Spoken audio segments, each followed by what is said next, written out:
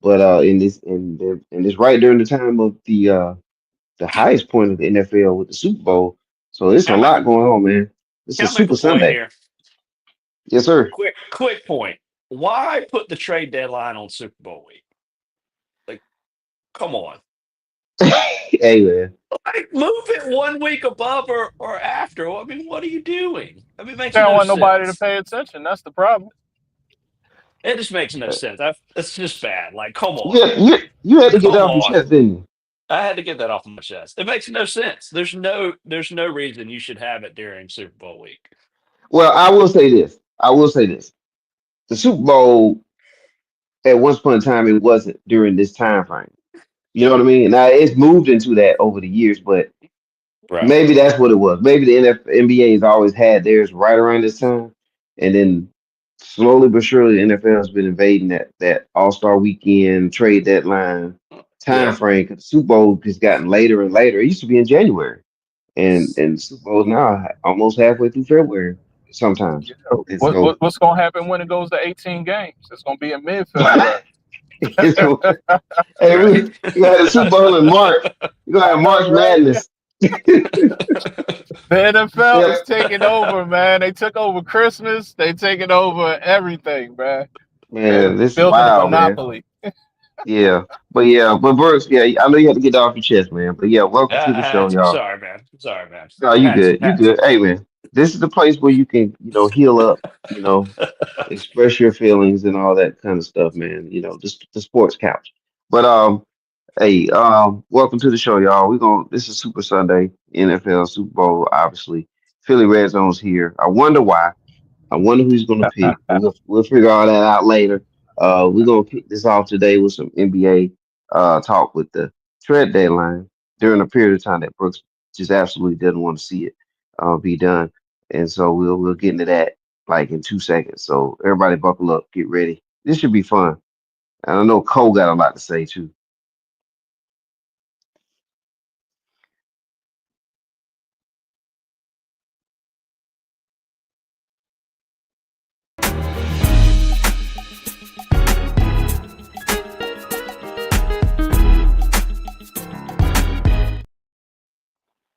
All right, we back. Brooks the Showcase, Cole from the Low on all social media platforms. Cole from the Low. Philly Red Zone's in the house too. And also Nard from the Nard Report. He's What's on up, all y'all? What's social up, media fellas? uh, platforms as well. What's up, Nard? What's up? What's up? All right. So yeah, Nard, man, both reports are in here, man. The Nard Report and Cole. This is awesome, man. All right, No, guys, let's start my off. guy. Oh, was All-star that? lineup for 411. I'm just Hey, saying. man. All-star Hey, man. lineup. Look, Hey, man. Look, let I me feel like find out. hey, I feel like Pat Riley, man. You know, Hey, hey, you know, let's get it. yeah. When Pat Riley had the Heatles, you know what I mean? He took the whole league, put them on one team. All Yeah. right, but yeah, but we here, guys. All right, NBA trade deadline. Kick it off with that. Obviously, let's start with the big one. Luca and Anthony Davis. Oh man, give your thoughts on this, man. Luca, Anthony Davis, your thoughts on this move. Cole, kick us off. Gladly. First off, good morning, fellas. Good morning. Good morning. Secondly, Morning. Good bless. morning. Good morning. Hey, Brooks, good to see you, man. Good to see you. Good to Um, see you, man. starting off with Luca and AD. Okay, so my initial thoughts about this trade, starting with the Lakers, great trade as for the future. 25. We're talking about future Hall of Famer. We're talking about future MVP. We're talking about not Super Bowl. I'm sorry. NBA Finals MVP caliber type of player. Great for the future. As of right now, you needed a big. You didn't need a point guard. You really didn't need an all-star. A third guy would have been nice, but you didn't need that type of player.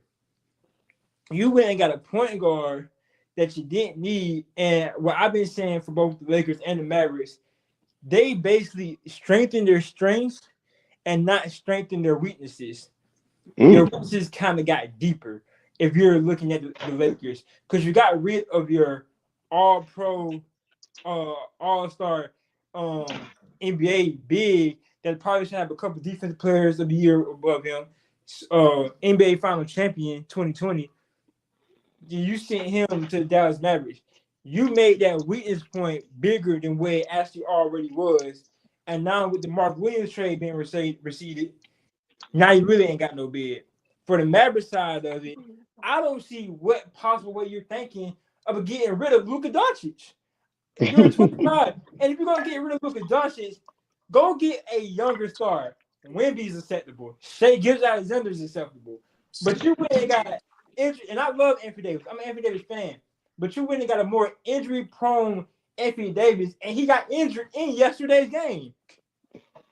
He had a great game, but he got injured. And I just feel like for both sides of it, you didn't need no big, and you went and got Anthony Davis when you already got Derek Lively and Dan Garford. Now, no, they're not Anthony Davis, but they're suitable role players that can get you somewhere.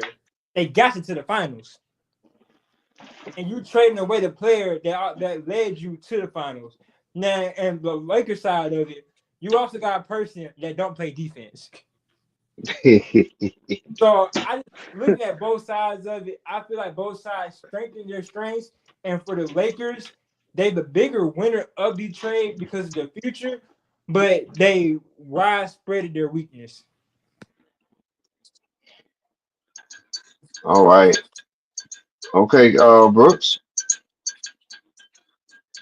Let me turn my camera on for this one. Oh man. Why? I'm turning my camera on for this. Here's the biggest problem I have with this. Why did you not shop Luka Doncic around? Why did you just settle on the Lakers? To me, that makes no sense. He's he's by all means a top 5 player in the league. And you telling me you only talk with the Lakers? You only targeted Anthony Davis? Like, that makes no sense to me. That makes no sense to me. Now, here's the other point. Here's like the other part of it. Luka Doncic is not in shape. He didn't come into the season in his best shape. Obviously, the Mavericks looked at that extension that he would get, which is what, like 330 million or something. Yes. And they looked at it and they were like, we don't want this guy long term. So obviously he's kind of got, if you want to compare him to like Zion Williamson, he's got some issues with commitment and getting in the best shape. So I think the Mavs made a business decision to, get out of it, get out of the Luka Doncic business. Which, again, that's fine, but to not get what he's worth, he's worth what 5, 6 first round picks, I would assume. Like, come Yeah. on now, like that's my biggest issue. Like, shop him around, like make it because when it came out, like there's you can like go to any reporter and like teams were blindsided by this. They did not Yes. shop him around. So I mean, I'm not just pulling this out of nowhere. You could go to your NBA writer. They asked teams like, "Did you know Luka was available?" And they're like, "No." To me, that's the biggest thing to me. Why did you not shop him around? And maybe they just thought Anthony Davis was worth it, which makes no sense given the age and the injury history of Anthony Davis. Yeah, yeah, when he's when he's at his best, of course. But to trade somebody so young, a young star in his prime, and get Anthony Davis back, I mean, yeah, it's nothing against Anthony Davis, but you just did not get enough from this trade. So I mean, that's my biggest point. Yeah, it is definitely one of those trades where you should have gotten a haul for it. I mean, if Rudy Gobert was worth all those draft picks that came from Utah, to get Rudy over there, just imagine what the sale would have been like if Luka was on the market. That's what gives me this thought, like straight conspiracy. If people had conspiracy theories Right. leading up to this, to this point of sports, Yep. you gotta roll with it now because like this is you could tell like this is a situation where Yeah. it was a one off and it was the two own the ownership of both teams they were like, hey, we're gonna get the secret deal done, and the only way to get it done is to keep it a secret. Because if it was out there, here come Danny Ainge with all his picks. Here come OKC with the What was $100 million picks they have available. You know what I mean? Like it it was was gonna that be what some was that offers. Chris what was that Chris Paul trade with the NBA was running one of the teams and axed it from going to the Lakers, and they end up the team that was running the NBA got Chris was run by the Right. NBA got Chris Paul. That's Yeah, just yeah. scandalous shit. Yeah. Yeah. And if that trade can't go through, then it's amazing how this one did. Because remember, Lakers at that time they were giving up It's Pau Gasol. Pau it's Gasol was going to always it's go to always the Houston. Lakers. I was about to say the Paul Gasol trade was kind of like, where did that come from? Yeah, Yeah, I I mean like that one though. the NBA. I mean the NBA has a history of doing this, or Yeah, having the perception. and Brooks, don't forget that Pau Gasol, when the Lakers that Chris Paul deal, Pau Gasol, I believe, was going to end up going to Houston, and Right. Lamar Odom was going to New Orleans at the time. So the Lakers were giving up. And the point is, a lot of the owners were upset because at the end they would have had Chris Paul, Kobe Bryant, and Dwight Howard, all three of them in Right. their They were running. primes. So they were running New Orleans, right? When they Right. axed the trade. Okay. Yeah, they were running New That's Orleans. right. Yeah, Yeah, and that's right. That's right. That's right. David Stern did not want to have his hands on that. And at the end of the day, they would have had Lakers would have had Dwight Howard, who was a two-way player at that time, offensively, defensively. So was Kobe Bryant, and so was Chris Paul. And they would have had three players that are all NBA offense and defense. And the Yep. league just didn't want that to happen. And I think a lot of teams did not want Luca to end up with the Lakers, not in this manner. No. So that's the thing about it. Now, for me, the trade, I mean, I really all I gotta do is just go back and wind the tape and just play what Cole just said, because that's basically how I feel about it. With one caveat, and that's that with Dallas, man, if Anthony Davis can finish this season and the way he looked yesterday, there was an energy in that arena and with that team. I was looking at the other players, and it just felt like they were way more engaged now with Anthony Davis. Now it could have been just because he's a new toy, and that you just bought for Christmas, got for Christmas, and all Right. that. But they started. I saw players diving for balls, Yeah. had some intensity about them, and energy that was there, and that defensive presence from Yeah. Anthony Davis. It just like it was a change there, and I think if they can bottle that for a season, if You that's can what you're giving up, you can argue you short know, term for the Mavs. This is yeah, for a season, the worst move. I'm just saying, but you just traded away someone so young and so talented. It's like you right? got to That's the have backdrop, more. You got to have more like right? a future focus. Yeah, short term, the Mavericks may be a better team. Like, yeah, Yeah. So if you're trying to Hey, win one right now and get it over with, okay, cool. But if not, that's it's basically the it's only still a way this bad move. trade. Yeah, that's uh, Hmm. basically maybe the only saving grace from this trade. If they go and like win the What you championship got, Philly? with Anthony Davis. I was just gonna say, who's to say that Luca, didn't have his hand in it and say the only place he wanted to go was to LA. He wasn't gonna That's show up possible nowhere too, else. I and that's mean, possible. Yeah. it's the NBA and these players, they control where they want to go. But I mean, Luca also said look he at didn't know where he Jimmy was going though. Butler. You know, Luca said he didn't know where he was going though. Luca said he was shocked. come on, man, that's all for TV, brother. That's all for Also, TV. Don't also, when I a was player shocked and a too. coach open their mouth, they lying. That's all I'm Also, saying. Anthony Davis knew where he was going. He had a no trade clause. Come on, Yeah. Exactly. you don't blindside somebody with a no trade Oh yeah, clause. Davis Yeah. knew. Yeah. He Davis was knew. Yeah. going. LeBron knew. They all knew. They Like the all knew. secrecy thing, they kept it quiet as far Davis as like got other shipped off teams, quick. but they knew. Yeah. Yeah. I mean, Yeah. this was probably in the works for He weeks, wanted if Anthony not Davis said he months. wanted another big and they gave him two. And that's the other thing So they want to make us believe. Like, it's caught everybody off guard. Give me a break. Yeah, yeah. because you gotta remember that's the same All of a agency. sudden now you don't consult And LeBron on all your roster moves. Like the one time, come on, it's the same give me a agency, break, right? They man. got and it's Yeah, Clutch Sports, so they're there's both just no way. clutch. They know. Yeah. I mean, that's why it makes me lean towards conspiracy because people are just like, yeah, nobody knew. I'm like, okay, come on. Yeah. Hey, but long term though, for the Lakers, I think that's the move. Because now you have your post LeBron era player. And now you just have to mhm. build around that.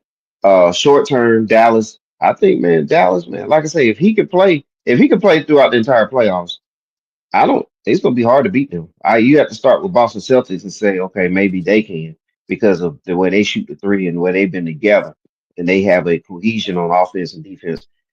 But man, outside of that, I think Dallas, you gotta take them serious, man. But it is a funny gift and curse with Anthony Davis. That first half basically summarized Anthony Davis in a whole. Super Right. talent on both ends. Basically easily a top 3 to 5 player in the league on both ends of the floor. But man, then he can get hurt, and then you're back where you were. So that's the Now, risk they took. All right, no, you had anything on that trade, man? Yes, sir. Well, first of all, I am still shocked. That's first of all. Second of Okay, all, Lakers want the trade. All right. You got a young all-star point guard in Luka Doncic that you can finally run your offense through. Because ever since the Lakers won a championship, they never really had a guard that they could run their offense to. Now you add the Luka Doncic. Yes, he doesn't play defense, but he's a none. phenomenal offensive player. His IQ is very good. I feel like with Hmm. him and Braun on the same court, that duo is going to be special. And I feel like the Lakers will make a deep playoff run this season. Ooh, all right. Hey, welcome, Twan. Twan's in the studio. You see, you got the Wilt Chamberlain stats there. That was a great Laker at one time too. Yeah. Uh, and hey, Twan, if you can hear us, can Luka and LeBron play together? Hey, good morning, fellas. Hey, morning. Morning. Uh, can they play? Uh, I don't think so. Just simply because I don't think LeBron knows how to play without the ball. This is one thing that Mr. 411 and I have talked about God for years. How much of a threat, man, he would have been, and how much his teams would have been a lot better with him playing off of the ball. And I just think it's a situation where it's an old dog. You can't teach an old dog new tricks. Um, and you give up Anthony Davis. You can't expect Luka to change the way that he plays. And I don't think that LeBron is going to play any different. You have nothing on the inside as far as defense. And I just, like you say, I mean, as far as the knowledge between the teams and the trade happening, you're right. You know, like that didn't hit them new, but as far as like for the general public and it going, when it became public, I do. I mean, like you say, it's just a shock to think that like the Lakers would do that. You know what I'm saying? You had the same opportunity. LeBron had the same opportunity playing with Anthony Davis to be the backup, or the Robin, as you will, and he didn't do it then. What makes us think he's going to do it with Luka? Mm. Man, that's a question hey, that's a question for the panel. What do y'all think? You think he's gonna take a Um, back? You think LeBron's gonna take a back seat to Luca? no, no, I think uh, it's LeBron. LeBron is going to continue to be LeBron. Ball dominant. Even in his latter part of his career. I mean, and then two, I think LeBron, he would think he can probably help Luca. I mean, so far I know Brooks was talking about Luca getting in shape. I mean, he on the European diet, man, beer and cigarettes and basketball. And that personality don't change overnight. LeBron, they say he spent millions of dollars on his body. You know, where Luca's spending millions of dollars on wings. So, I think that's going to be a problem. So, at the end That of the day, BB, that I BB, don't. say that I don't. BBC, that yeah, BBC. All yeah, right, man. beer, here's the So, point. basketball, and cigarettes. I, The th- I point is, think, it doesn't matter I how. don't. The point is, it doesn't matter how he fits with LeBron. yeah, LeBron's only Yeah, got a few years left. Who cares? This is for the future. Who this cares for what the the yeah, future. future? Yeah, Yeah, man, it'll be. They're both kind of point forward, so they are kind of redundant in that sense. Uh, but here's the thing: you wing it. Whatever happens with the LeBron and Luca connection is what happens. But this is for the yeah. future. Like, come on. And you got I applaud the Lakers for being future forward because a lot of teams Yes. with LeBron just like, oh, win now, win now, win now. Well, LeBron is 38 or 39, whatever Mm-hmm. he is. Like, yeah, you should probably look forward, Lakers. Get some picks back, get some draft capital. Like, look forward because LeBron's in his. I mean, he's Is kind he of in the Tom last year of his Bradying it right contract? now. LeBron was LeBron in the last year of his contract? We'll find out. But I think it Okay. kind of lined up where he's going to be out of there by the time his son is able to. His what is it, Bryce? I think by the time he's at college, pro Bronny. eligible. Mm-hmm. Well, not Brian, but the other one. Oh, Bryce. Yeah, yeah. Oh, Bryce. Yeah. Yeah, I think his contract might line up when Bryce is eligible to play in the NBA. So hey, The LeBron the might have one better more stop. You the know what I'm better saying? of the better of That's what I LeBron was. kids. That's what I was thinking about. I don't Did Bronny drop The taller, 41 in the G League the for other night, for or the did Lakers. I just read that? the taller one. I was saying, Yeah. Bronny dropped 40 in the G League, didn't he?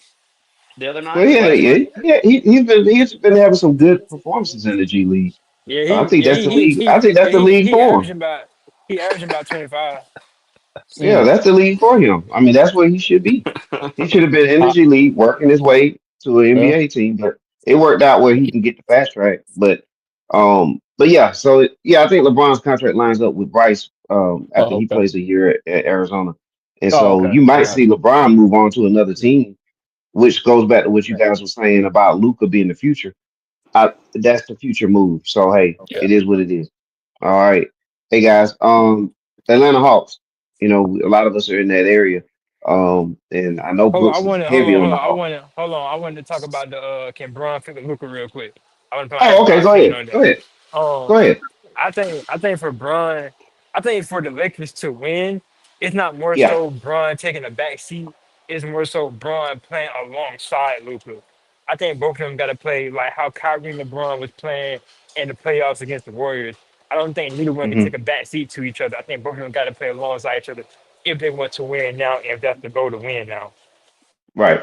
Right. That's a very, very good point, sir. I'll take that. And I can't wait for Monday because I think that's when they're both going to play Monday. So we'll see. And then going to the Atlanta Hawks, Brooks. The Hawks have made some moves here. They traded Hunter, um, and they got rid of some other things. But what is going on here in Atlanta? What should we make of this? Yeah, I mean, I will say the weird thing about it is the Hawks don't have their draft pick, so the incentive would probably be to get better and not tank because you don't have your draft pick. Hmm. Um, They haven't got any first round picks back, which is okay. So they've got some pick swaps with Cleveland, who's going to be good for a while. So that doesn't look like it's going to matter. They got a bunch of second round picks, which you know how those go. They're pretty, they're equivalent of a late round draft pick in the NFL. You have no idea what you're going to get, and you hit it sometimes, but most of the time you're not. So they seem to be taking. They seem to be like prioritizing those second round picks for some reason. And the Hawks do have a good track record of drafting, so maybe that'll work out. So they traded Hunter, they traded Bogdanovich. I guess nobody wanted Capella, so I don't know what he's doing. Um, uh, I think the Hunter's been really good this season. Um, he's found off the bench, especially that's kind of sparked his production. He seems more comfortable coming off the bench, and he was a 20-point scorer. Um, so I don't understand that trade in the short term Hmm. because he's one of your better players right now. And again, there's no incentive to tank. Bogdanovich, I'm fine with, but Bogdanovich was having a terrible year by any standards. His shooting is so streaky, and it's gotten even more streaky. So I do not mind that trade at all. Like he's injury prone as well. Uh, so I'm fine with that. Whatever you got back, Georgie Niang is a great 3-point shooter. So that's something the Hawks needed was 3-point shooting. And Bogey, like I said, too streaky for me. Um, he's more fit on a playoff caliber team where they're in the playoffs because he's known to just have those 30 when he's hot he can bust for 30, and I think that's an asset to a playoff team. like the Clippers. So I think that might work for them. I think it was worth it for them. They obviously didn't like Bones Highland because they already waived him. But Niang had a good game yesterday against the Wizards, so I think he's a good fit for the Hawks.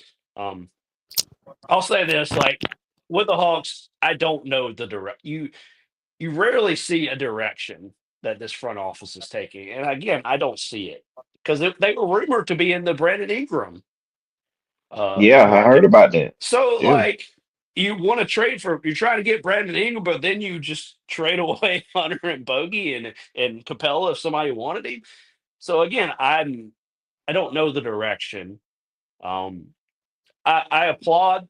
I will say the Murray trade was brilliant. Dyson Daniels, I mean Murray is Dyson unfortunately Daniels. been hurt. I mean, Murray Dyson is Daniels is unfortunately great. been Hey, the hurt. Hawks Ooh, won that. that's That's feedback. that's Great. great. I'll take that. Ooh, full feedback.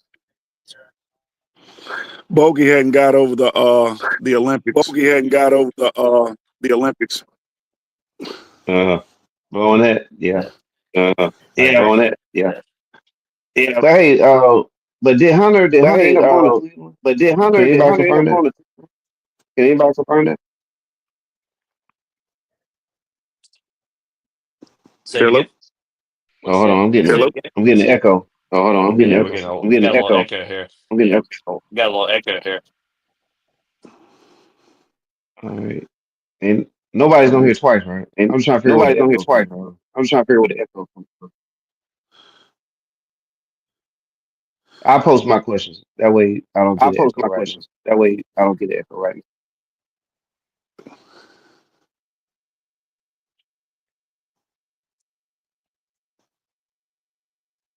No. Hey, Philly, can you kind of narrate for me till we get my echo straight? To get my echo straight. Oh, okay. Trey, just Trey, just click. click. Well, yeah, y'all got deep on the trade talks, man. I'm kind of behind on that. I didn't even know old boy from Atlanta got traded. Yeah, Hunter. Yeah, Hunter. Yeah, yeah, yeah. So where did he end up going? Hunter went for the Cleveland. Hunter Cavs. went for the Cavs. Oh, the Cavs. I mean, I would think that would be good, for the Cavs. I mean, with the young nucleus, players that they have. I mean, I think he fits I well think with he that fits well team. with that team. Yeah, and then they still. I mean, you adding him to what's the name from Utah? I forgot his and the other kid that was there, the shooting guard. Mitchell. Yeah, Mitchell and what's his what was the shooting guard name? Darius Garland. Darius Garland. Yeah, Garland. Garland. Man, yeah, man, that kid fill it up. So I mean, you adding, that caliber player to that young team. I mean, that's a good thing. They're gonna put up some points. I mean, I know Cleveland already been putting up points, but you really gonna have to bring it. And like Like the man said, the he man was said, he was coming off the coming off bench, the bench, having a having a consistent consistent score. score. That's something That's that you something that need you need during the during the playoffs. playoffs. Yeah, definitely. I mean, the six man in the NBA playoff is vital to a team's success. I mean, It's a huge fact. you seen how Anthony Wiggins, paid dividends for Golden State to have a good, person that could bring 15 to 25 cold off the bench and just fill it up. While you giving your starters enough, time to, gather their legs and breathing, and you're not losing offense, so Probably a good time to Probably a good mention time they to mention they traded him traded him oh yeah, for yeah, Jimmy yeah. Butler. Yeah, I know they I saw that one.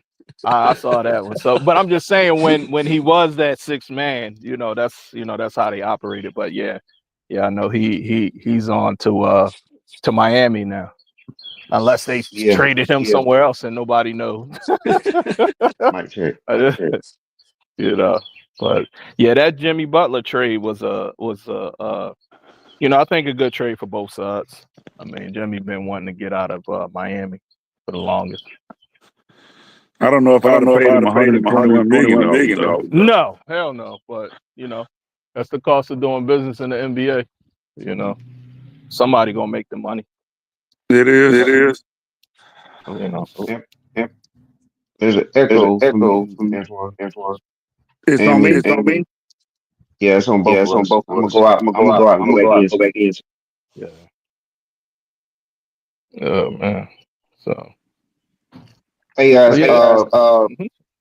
that was good. Talk about OKC chat returning. Oh, who got the information on that? Y'all got to fill Cole, me in. Cole got it. All right, Cole. Floor is yours, sir.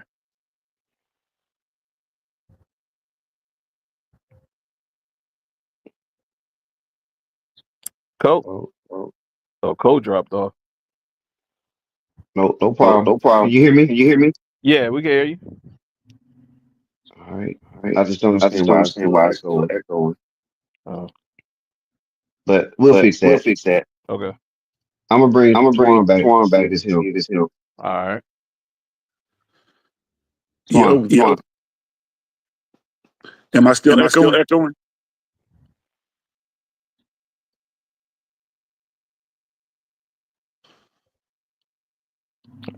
I'm not hearing the echo. You're not. Nah. Okay. For some reason, I got a bit of a delay though.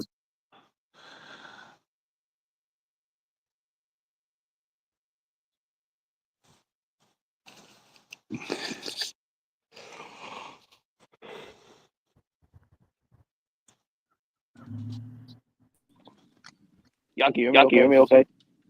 Yeah.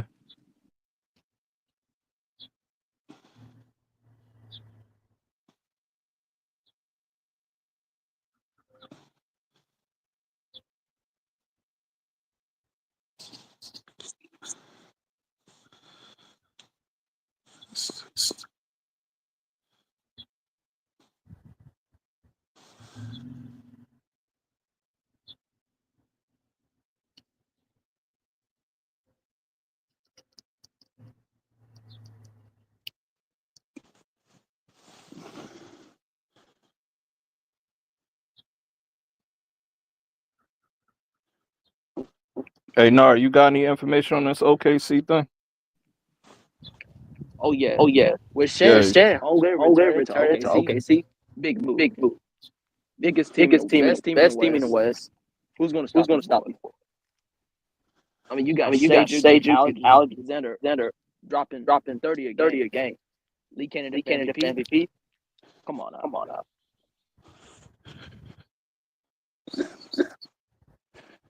Yeah, is OKC still number one in the West, or where they at in the standings? Number I one in the haven't checked. They still number one. Okay, so that's good. Yeah.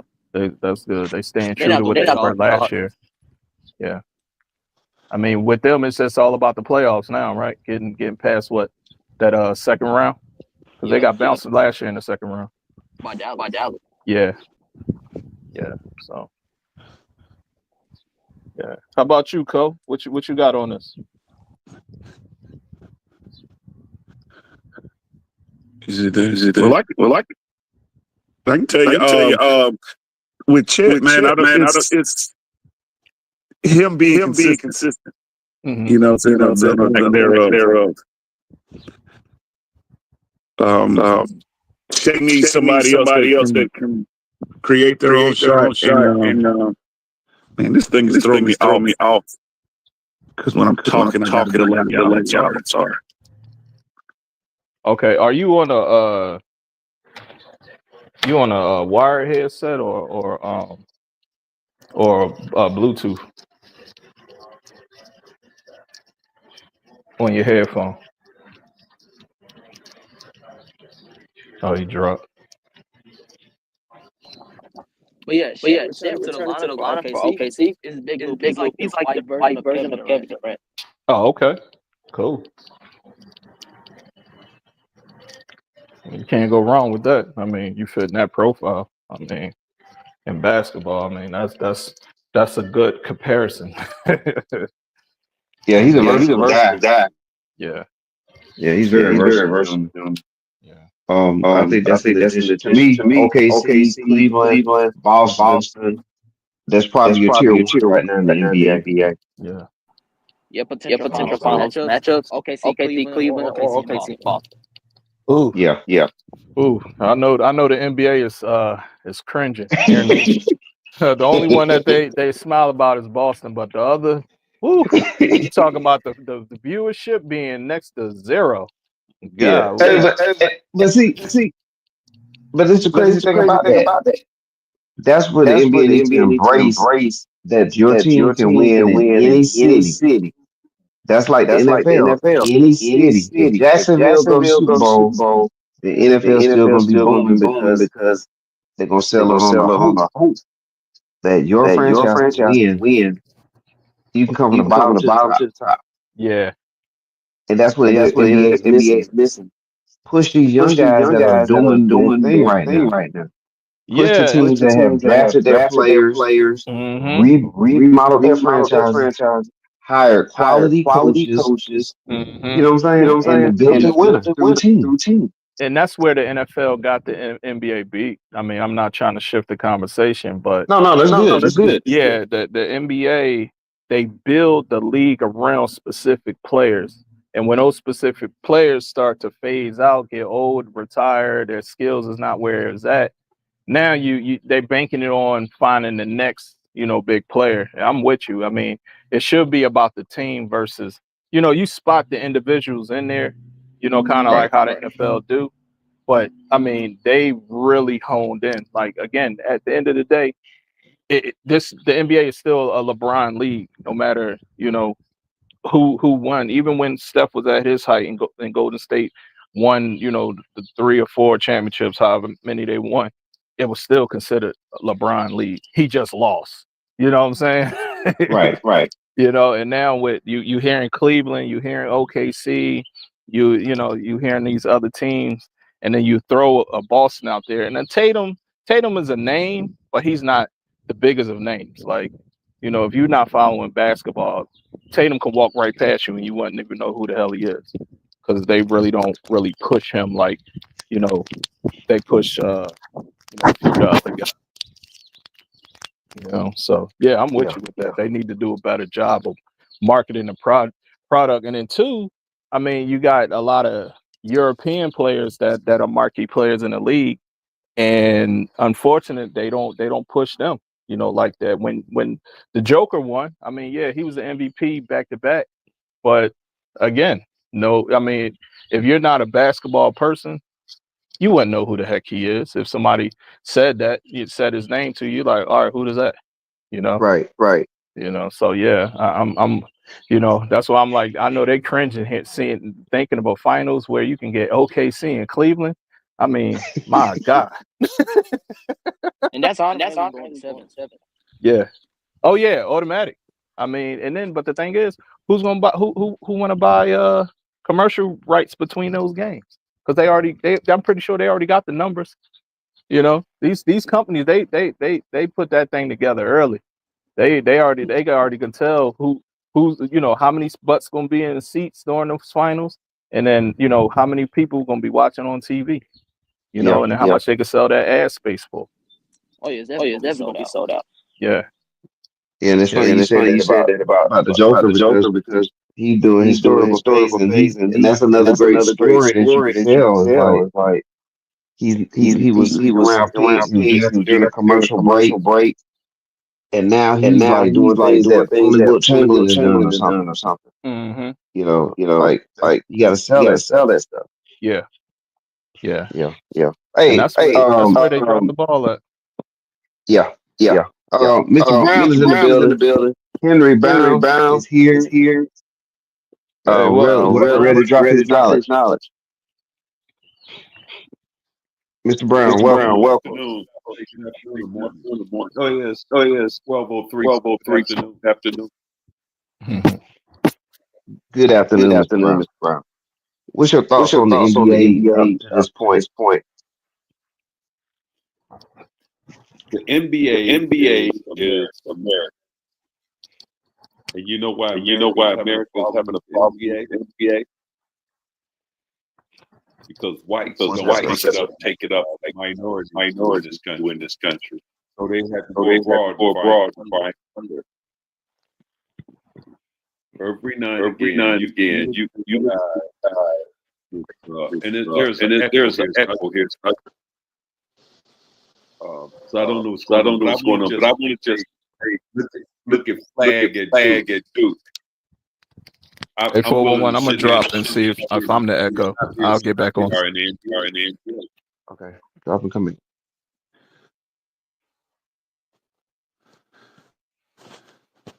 Mr. And Brown. if you go back to the mid '80s, '70s, you had a vast number of whites in the NBA. I mean, you can go down the line. Every team had 3 or 4, 5. But today, you look at the rosters, and there are very few white Americans on these teams, and people, it's not something that they enjoy seeing.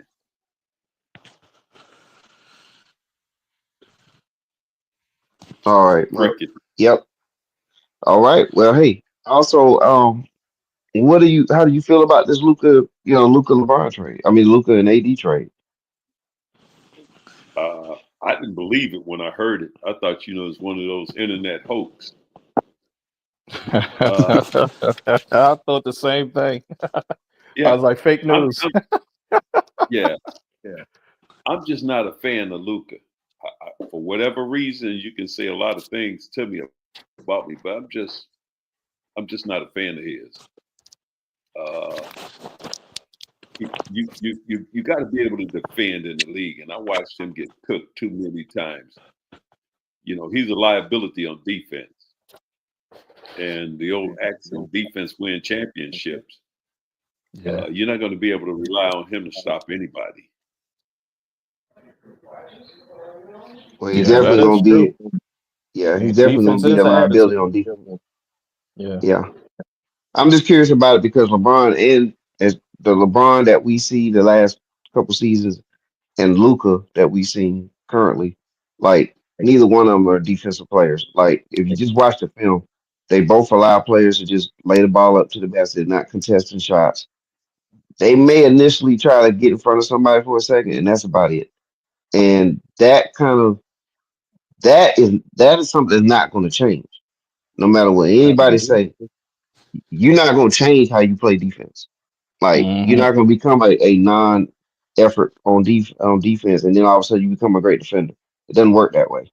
Nah. I can attest to that. So like you're going to be handicapped by two players on defense.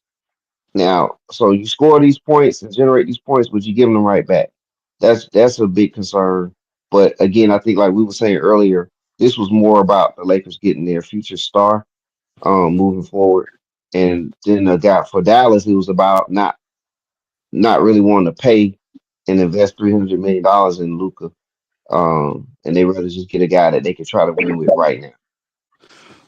Okay, and I remember you and Brooks kind of mentioning that beforehand, but what's the guarantee that Luca wants to stay in LA? Ooh, He's got 2 okay. years on his contract, but he may not want to be in LA. Yeah, that's another avenue That's that we didn't even touch yeah. on. That's Thing a to good look one. out for. Yeah. I mean, that's Allow one me thing to that you got 2 years to court him and to try to sell. I don't know. I know he's married, and so you try to get his wife, with the social media kind of thing, and try to get her, sold on the LA lifestyle and kind of wanting him to, be there, but there's no guarantee that he wants to be a Laker. So. But we knew Anthony Davis wanted out. He wanted to play power forward. Yeah. Oh, Brian, He you was had trying to something? play center. Here's what I would ask you to do to allow me to be a cynic. The question is, how many potentially or people that you've invested in, $300 million is no money in the NBA. Yeah. What is really going on with Luca? There's some behind the scene things that's going on that they're not talking about. I believe that from the bottom of my heart that there's something going on beyond this trade. Certainly, you got a Mm-hmm. new team owner, and their pockets is as deep as Cubans. So why would you allow a player that ilk to get away? I'm just asking for a Mm. friend, not me. You know, Yeah. Excellent question. how? And I I mean, posed that same question, Mr. Brown. That was the first thing I yeah, thought of. yeah. That I'm that was just the first thing I thought. Why would you let a 25-year-old superstar, first team All NBA for the last 5 years? Why? Yeah. What is it? Because there has to be something else. There has to be something in the background or something underlying that's gonna make you want to move on from that guy. You know what I'm saying? I mean, because whether like you say, whether it's his defensive prowess, which we know that isn't his thing. We know offensively he can dominate. You know what I'm saying? He carried the team to the finals last year, with his offense. And so how is it that you take somebody, like you say, that has all this potential and trade him for like you say, I mean, Anthony Davis can be injury prone and a An guy that's Asian 6 years player. old. Yeah. Uh, Yeah, he got injured yesterday. Lower yeah, I body mean, Yeah. injury. yeah, and so, and again, and like you said, that was my very first thing, and I think I talked to Go Mr. ahead. 411 about that. But like you say, what is there? Because it has to be something. You don't, Mm-hmm. you let's don't, peel the onion you know, back. you don't trade in Anthony Davis may be a Corvette, but you don't trade a Bugatti for a Corvette. You know what I'm saying? Let me ask you Let's this, peel it back guys. even further. What did Let they me get ask y'all for him? this. Who Okay, who ask us, who Philly.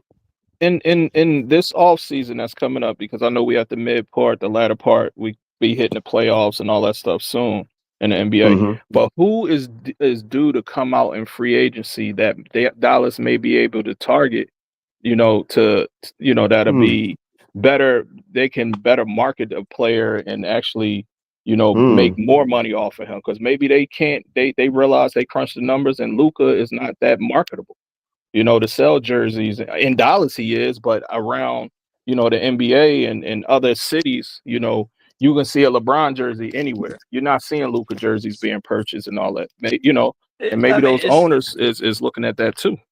domestically, the international players don't get the same type of fan appeal as Right. Agreed. Yeah, people bred USA guys. So I mean, he's probably pretty popular, but Yeah. locally, in the states, for some reason the international players just don't reach that. yeah. So Yeah, so I mean that may, I mean, you got new ownership, like you said, they got deep Mm-hmm. pockets, so they can withstand, they can sell them Anthony Davis and a Kyrie together for a year or two while they court, other young, homegrown US based talent, to where they can, they can, put their marketing team around a player and basically build that franchise up, past what Mark Cuban did with with Dirk and then Luca, So I Yeah. mean, I mean, that's interesting. Oh, go ahead. Go historically ahead, Bruce. Dallas isn't a trade destination. That's the other thing that kind of Right. is weird about this. You trade away a young star, and you draft your stars. Dirk, yeah, for example. Kyrie did come, but I mean, for the Luca. most part, they drafted Luca. Like what I'm saying, like Right. yeah, it's not a trade destination. So if that's your aim, then that seems misguided. I mean, you gotta know. I mean, that's just not Well, like well, I do like have a Atlanta. Same thing with Atlanta. I don't. yeah. Atlanta's not a trade destination, even though the city is great and people love the city, but it's just not a trade destination. Yeah. And they're yeah, So cursed by trading Dominique Wilkins to the Clippers. Um, I think that was that. I mean, you cringe just thinking about that. But yeah, I think also, guys, and I'm gonna bring this in, throw this in there. They're working to, like, the people that's in management with the ownership with the Mavs. They also are tied into trying to get a casino over there in Texas. and they're trying to get this casino deal, this casino stuff going on with the legalized betting in Texas. And Yeah, what they better need to way bring to that get on. right? What? Oh Another yeah, NBA you over another there. NBA They need to conspiracy bring that on. We need that. Another conspiracy, another but what a NBA better conspiracy way, is they're trying to relocate this team to Vegas because of those right? ties. They're Yeah. trying to move the team to Vegas, but also what better way to get leverage than to have that team be in a situation where they could be moved. So get bad or do this kind of move to get everybody riled up and upset about the franchise, and Hmm. then use that as your leverage to try to get this casino open to Texas. I mean, you So can't think that that's not possible. Yeah. there's a possible move of moving the Mavericks to Las Vegas, Vegas. Well, there's a these guys are possibility, these new owners are casino owners, so right? So that's this where the all could be a part conspiracy of that comes play from. too. Yeah, You because hold know, on, they moved the Raiders.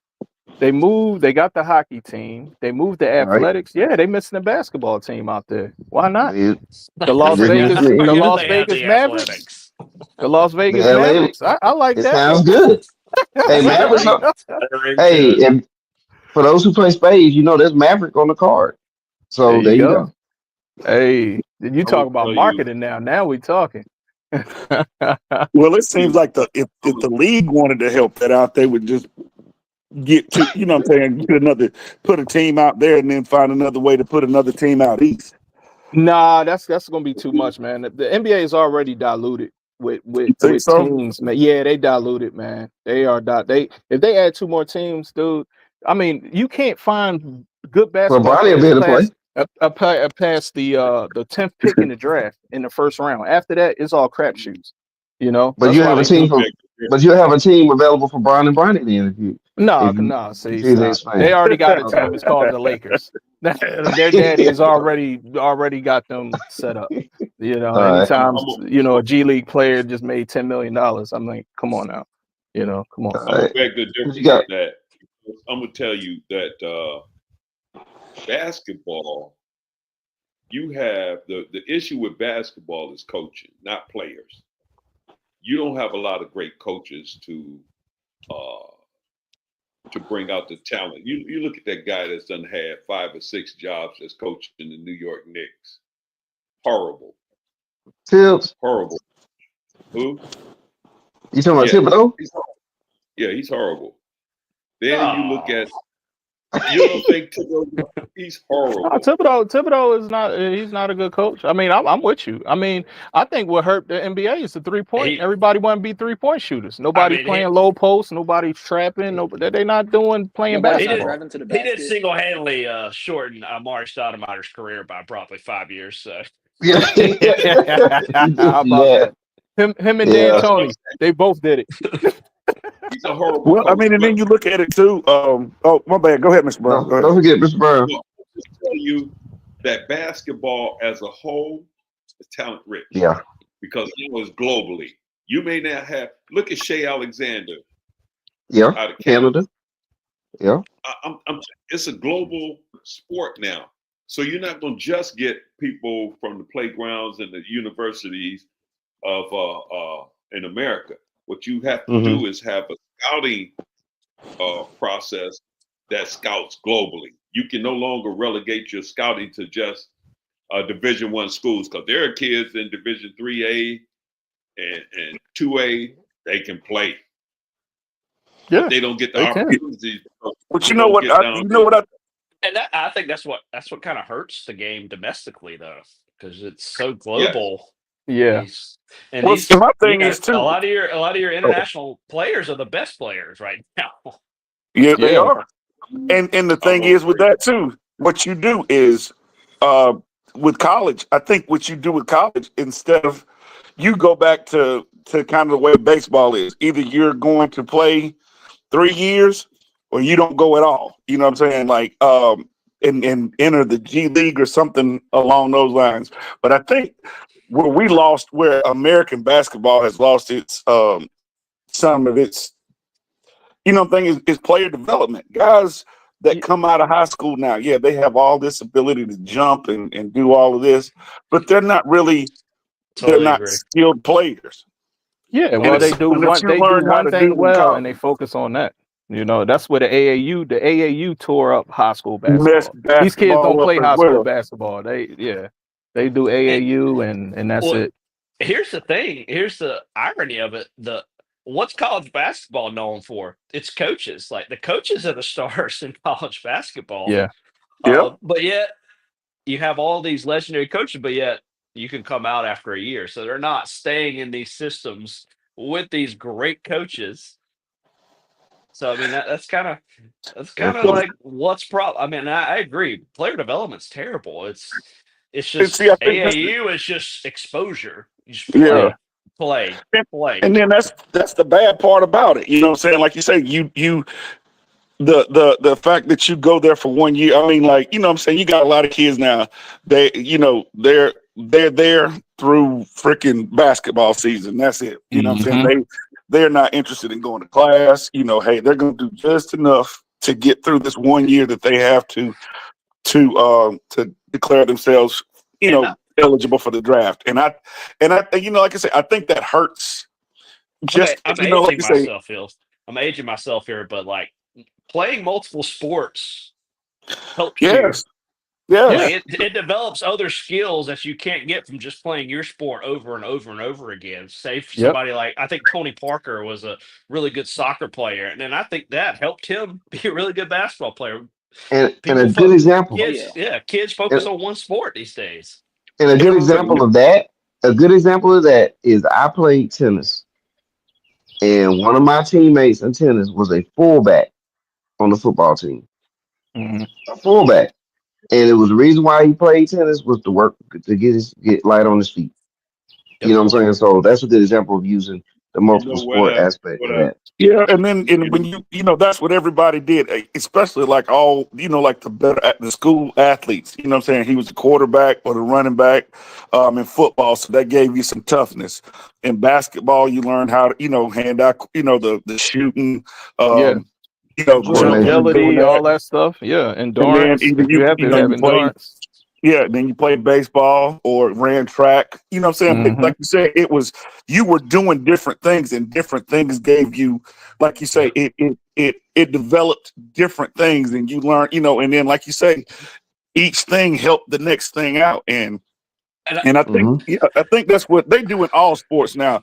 If you don't learn, if you're by 7, if you haven't like decided you're gonna play baseball, then you're behind. If you haven't decided that you're gonna be a basketball player, you fall behind. And Yeah, it's so I mean Specialized. janky. It's just and so janky about like you say, just the multi-sport athletes. You don't see them like that Okay. anymore. I'll add a Very point good. to this. I'll add the point to this.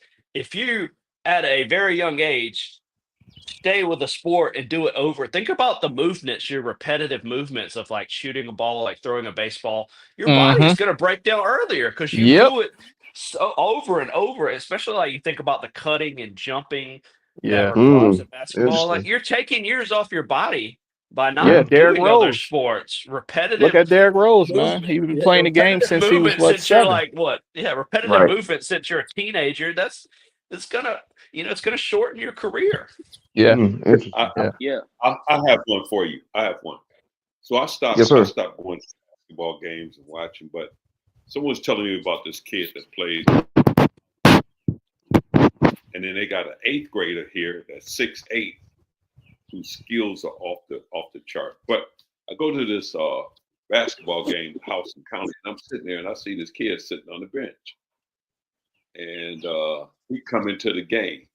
This kid is 6'8", 340, light on Ooh. his feet, dunk on everybody. But guess what? He's one of the best offensive linemen in the United States of America. So you know what his football coach says to him? I know You exactly what can't you're get. talking about. Have you seen him? Actually, I've seen him. I've refereed them a few times. I know who you're talking about. Is he huge? He's big. He's big dude. Big dude. And the He football comes coach off the won't let him bench do. too. That's Yeah, the yeah. weirdest See, thing. you I'm know like, he who comes I'm off the talking bench. about. I know Yeah, exactly what you're talking about. Yeah. and he give you the business in the paint. But the football coach No. won't let him do basketball conditioning. You got to stick to football till it's over. So now Right. he's behind all the players, but he sits on the bench. And when he come in the game, There ain't too much you can do with him. Yeah. If he catches Did you down in say the paint, middle school? the middle school guy is 6'8", but the Oh guy my that plays God. for Houston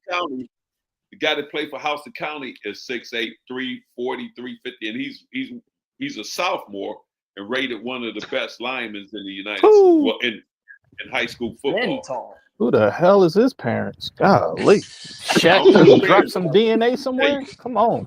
Really? this kid, like my brother said, he saw him and he don't start. He sit on the bench, but when he come into the game, immediately I saw him dunk on a kid like it was just.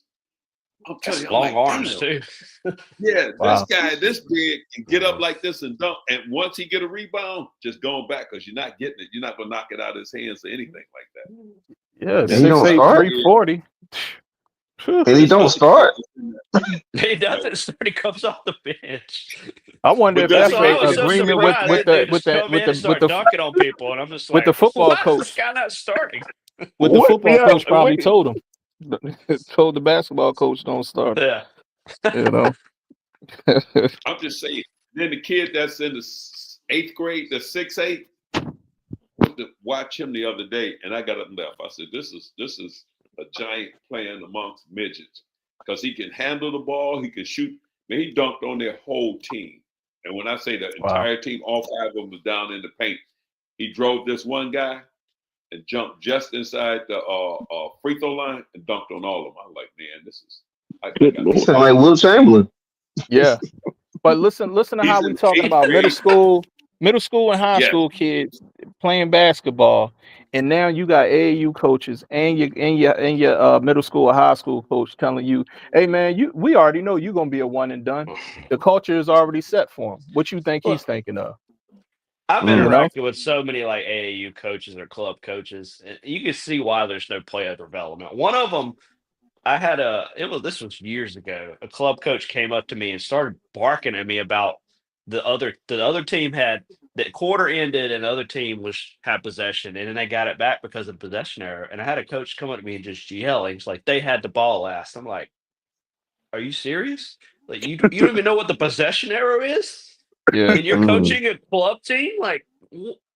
So I know for a fact. I mean, player development is just at an all-time low. I am, Yeah. Well, I Yeah. am so and happy. I am so there's no happy you requirements seen for that those kid. guys to be coaches. No, that's the point. Yep. The No. AAU coaches and all that is there's no requirements for those guys to do have any kind of a you know what I'm saying? Yeah, Like you there's no say, credentials just at all. basic, I mean, you know what I'm saying? Yeah, just yeah. basic Just pay the Basic people. knowledge. stuff. Yeah. Basics. Yeah. And I think one thing out of all this, if you think about it too, the post play, being able to play with your back It's to the gone. basket. That's a lost art. You have to go back to the days of the dinosaurs and pull up some of the skeletons out of the dirt. You have to be an archaeologist to go back and find out the last time you really truly see players playing with their back to the basket. And that's the glimpse of what I saw with Anthony Davis yesterday, which was like, wow. I mean, he set up a lot of people just playing with his back to the basket. That part of the game is basically non-existent. I mean, you Well, might count on one hand how many players do that. this is my thing. I feel like you have to be so skilled and versatile these days, especially if you're like a wing 6'8", 6'9". But then I watch these type of players, especially in like college, and they're just average at everything. You're not good at one thing. You're Yeah. just average at everything. I'd rather have somebody who's really good at something, really good at posting up, really good at a 3-point shot. Like you're just creating these players who are just kind of like in the middle of everything.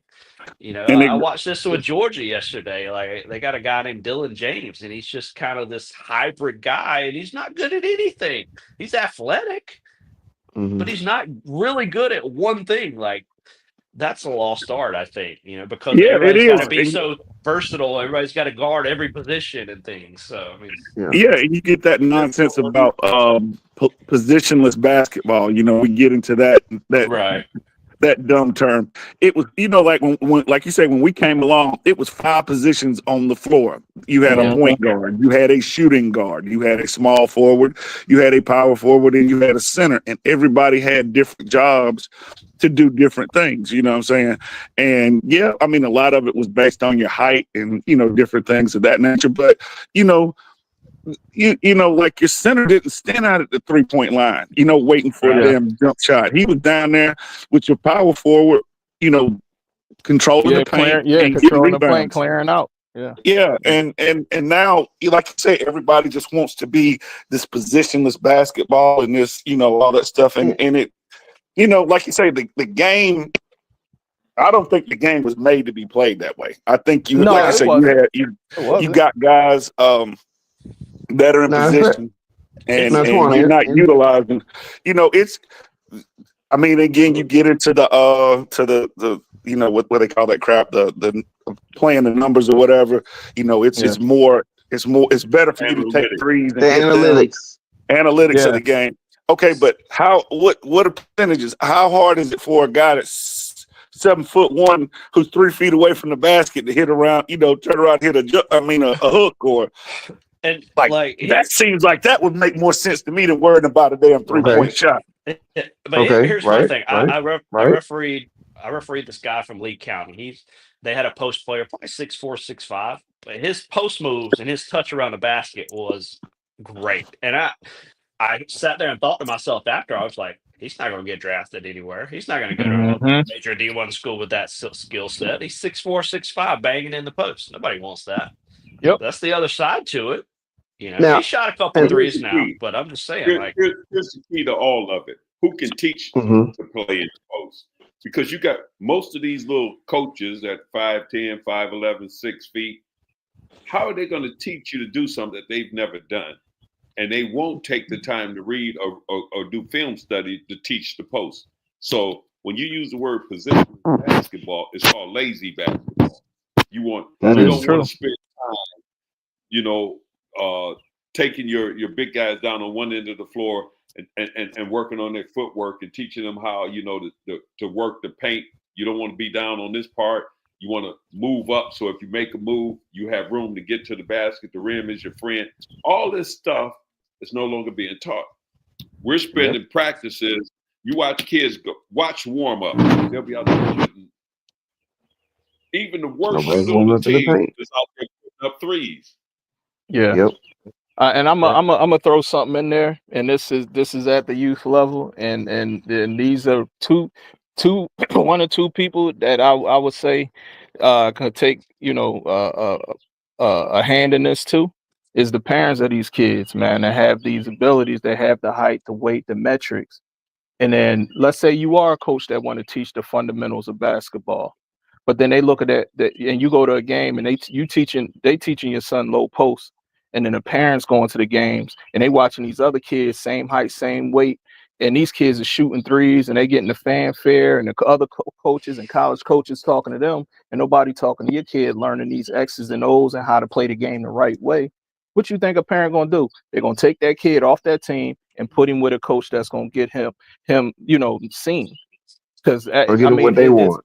yeah, exactly, man. Huddle and all these AAU apps that these kids have. They want to be on YouTube. They got all these highlights. It's saturating the game, and it's what we talking about is the purity of basketball. That's what's missing. I mean, the point forward ruined basketball. When you got a 6'8" guy bringing the ball up the floor, that was never unheard of when we was watching basketball. You know what I'm saying? So Magic. It just This is why it's part of the reason why these international players are coming and rising in the league, because yeah. they're developing better than us. Yeah, I mean, they're Well, playing against grown men at 15 and 16, Yep. and they got to play fundamental basketball in order to get to that goal. Here, it's spread. Everybody's sitting on the wings. We have to be mindful enough to respect the evolution of the game. And when you Mhm. talk about parents, from my perspective, most parents want their children to be successful and get a decent education. So if you have a coach that's teaching life skills, that's talking to your child about, hey, we're gonna get you into a college. It may not be Division I, but if you get there and you play right, you're gonna make some money in college because of NIL. People are gonna come seek out these Division II, III players to supplement the team that they have because they know they're gonna be there for 3 or 4 years. You look at the coach at what's his name in not Villanova. What's the point guard from New York? Oh crap! Did I lose? You talking about Brunson? Yes, he stayed in college for 4 years. All Yeah, his he went to teams stayed in Villanova. college Yeah, for 4 years. yeah, His entire team, and that coach recruit kids for 4 years. So when he turned them out, they're very, very marketable, and they're very, very talented They're people to ready to come to go. the NBA. Yeah. Yeah, Right. but parents want the best for their children. And so to say, well, they see this kid shooting threes. My question is always, I can afford to pay for my kid to go to college.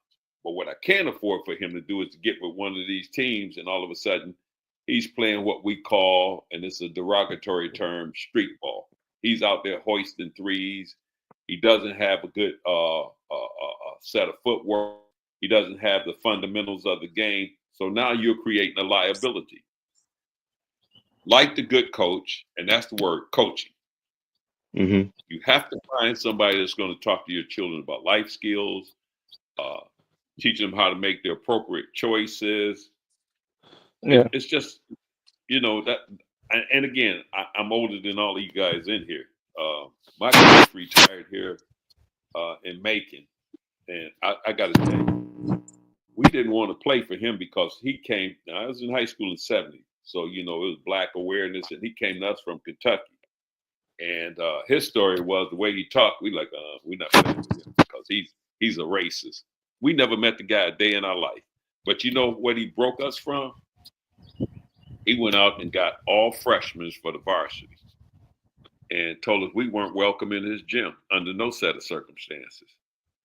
And after sitting, we went back in as 12 of us. He said, well, you owe me a debt. So y'all, you still can't come in the gym, but you got to go outside. And this is in the winter in Michigan.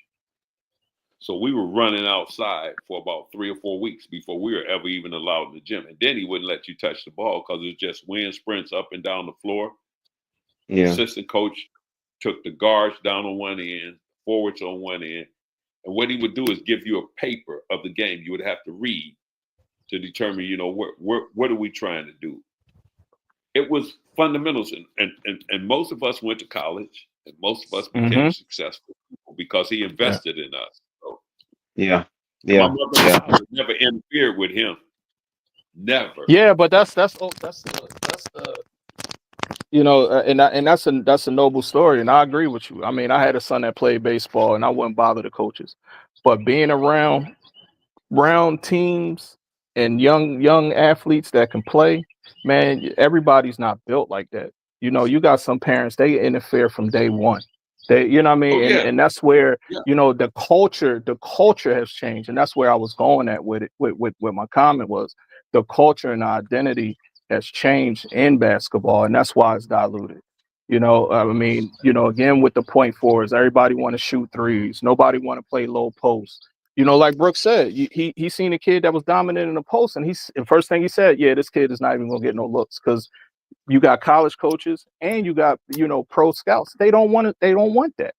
They want the fast pace up and down the floor. They want the 140 to 150 point games. And you're not going to score 150 points playing low post. And that's the It's thing. like you gotta. It's got to the point where you have to be 7 foot to be a pure post player. Yeah, like that's what it's gotten to. And guess what, guys? There's no problem with being versatile. That I don't have an issue with that. My issue is, well, let me say versatile. Being the guy that can play perimeter style and do all that too. But when you don't have a post game to go with it, that's where it looks at. That's where I have the issue, and that's where I don't see enough players doing that. Because look at Michael Jordan. Michael Jordan is definitely considered one of the greatest to ever play the game. Now, it's debatable where you rank him. But when you look at early Jordan, He had fundamentals when he played on that court to go with all the athleticism and all the dribbling and all the jump shooting and flying in the air. And then he was posting early in his career, and he was a post player late in his career. Kobe Bryant got with Akeem Olajuwon, worked on his post up game.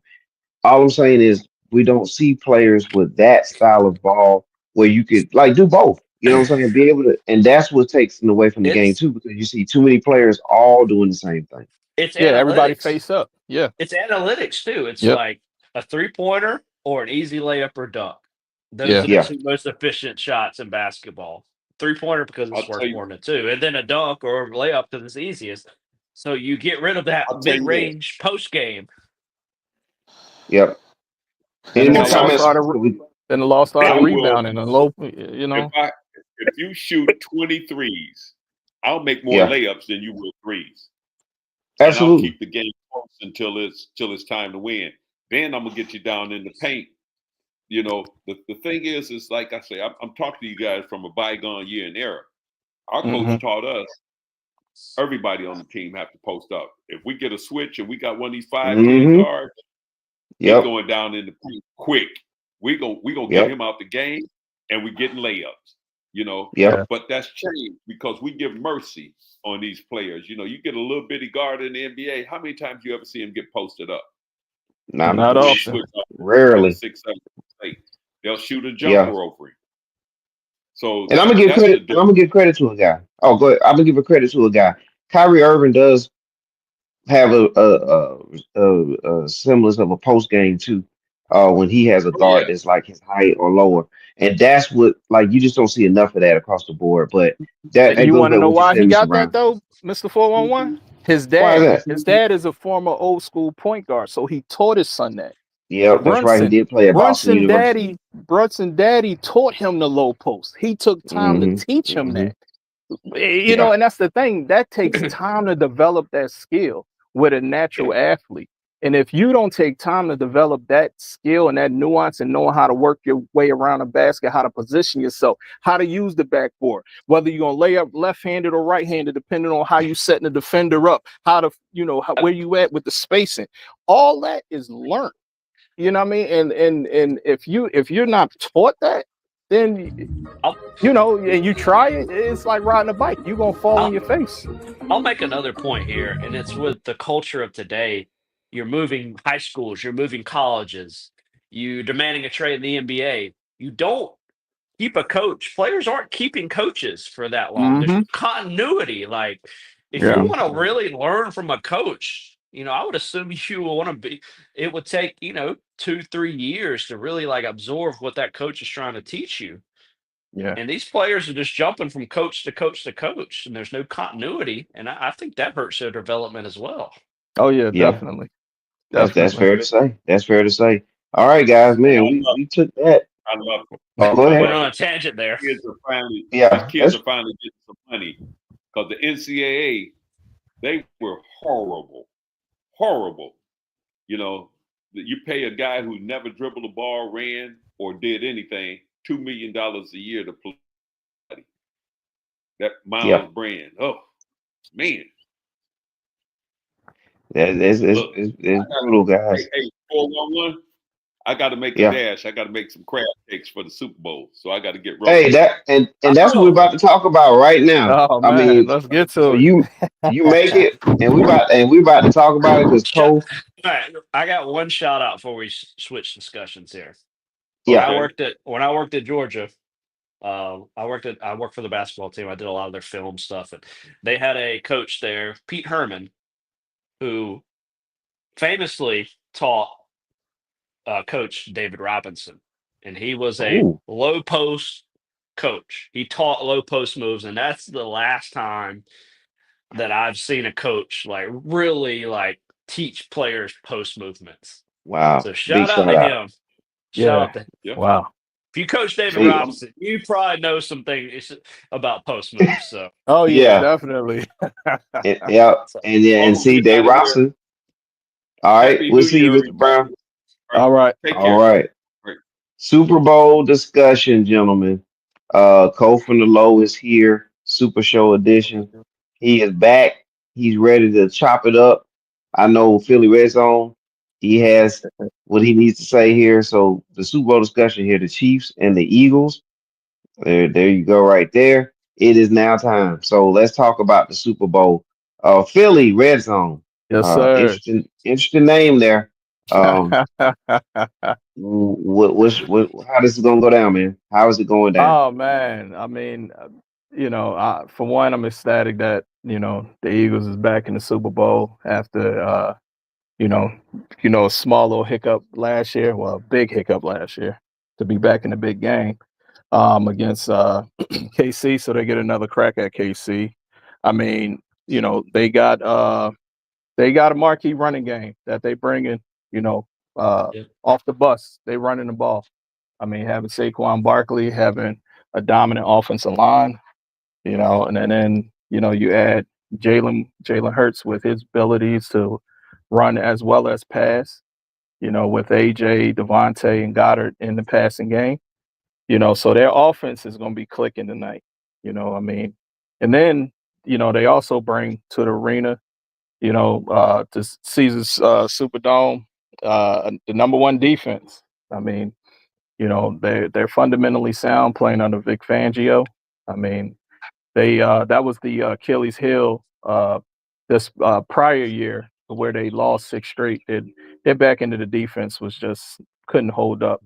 It was just leaking water all season last year, and then to come out and get two marquee cornerbacks and Cooper DeJean and Quinyon Mitchell. I mean, one out of Iowa and the other one out of Toledo. Those guys, you know, uh, uh, getting drafted 1 and 2. I mean, worth their weight in gold. And then you got your Philly Bulldogs. You got your Nolan Smith. You got Jalen Carter, Jordan Davis. Keely Ringo when he comes in for his spot duty on in Dom package. So they're a complete team. I see that it's going to be a good game tonight. I really believe that the Philadelphia Eagles will be victorious, winning this game by I think by a 10-point spread. I think they can go ahead and 10. get it done. I mean, on defense, I mean the way I see them, if I'm the defensive coordinator attacking Mahomes, I'm using my tackles. I'm KC offensive line is weak up the middle. Once you get past Tooney, which is their center, their guards is pretty weak. I mean, not Tooney. What's this? Is Humphrey? I think Humphrey is the center. Creed Humphrey is the center from Oklahoma, and they moved Tooney out to left tackle to help out because their current left tackle was just horrible. He was a holding machine, and he was always offsides, and so that made them weak up the middle. So Jalen Carter and Milton Williams should be able to feast and attack Mahomes up the middle. And then having Quinyon and Slay on the outsides, you can man up on 5'9" Xavier Worthy and 5'9" Hollywood Brown. And then I would run, basically bracket coverage, on Kelsey. So you taking Kelsey away every time that ball snap, Mahomes got to come off of him immediately and force, the Juju Smith-Schusters and all those other guys, to make plays in big spots. And then two, Philadelphia Eagles also have, a solid run defense. So Pacheco and Kareem Hunt, the stuff that they was getting away with these other teams, I mean, they was only averaging like 3.2 to 3.5 a carry. They might average less than a yard of that tonight. So you want the ball in Mahomes' hands, and make pretty much pressure him, kind of take that approach that Cincinnati takes when they play against the Chiefs. They're patient. You got to be patient against the Chiefs. You can't bring safety blitzes and corner blitzes, leaving voids in your defense, because then Pat, he's smart. He's going to see it, and that ball is coming right out into a spot. You play straight up, you build a wall, you keep him because he's going to get jittery in that pocket because he believe it or not, he's a mobile quarterback. People think he's a pocket passer. He is not a pocket passer. He's mobile. He kills teams when he's on the run. And people come up and he throws the ball over their head. That's his secret sauce. But if you go back and you look at the way the Bengals play him every time, they're successful because they build that wall, they keep him in the pocket, and then those tackles shoot at him, right at him, pulling his eyes down, and then the end set the edge, and he rolls right into the end, and that's where they get their sacks or turnovers from him. So I would take the same approach, man. And that's I really see the Eagles tonight coming out victorious. If the defense, have that approach, and I don't see the Chiefs scoring more than 27 points. I don't see them scoring more than that. Personally, I don't see them scoring more than 24, but I'll give it a field goal in there. So Wow. Okay. yeah. Well, there's the analyst from the Philly side of things. Cole from the low, you're back. I know you was chomping at the bit. You had some things you wanted to mention to Philly Red Zone. So you heard what Philly had to say. What you had to say about Super Bowl? Super Bowl, I think it's gonna be a great game, but I think for the Eagles to win, I've been saying this for the past couple of weeks.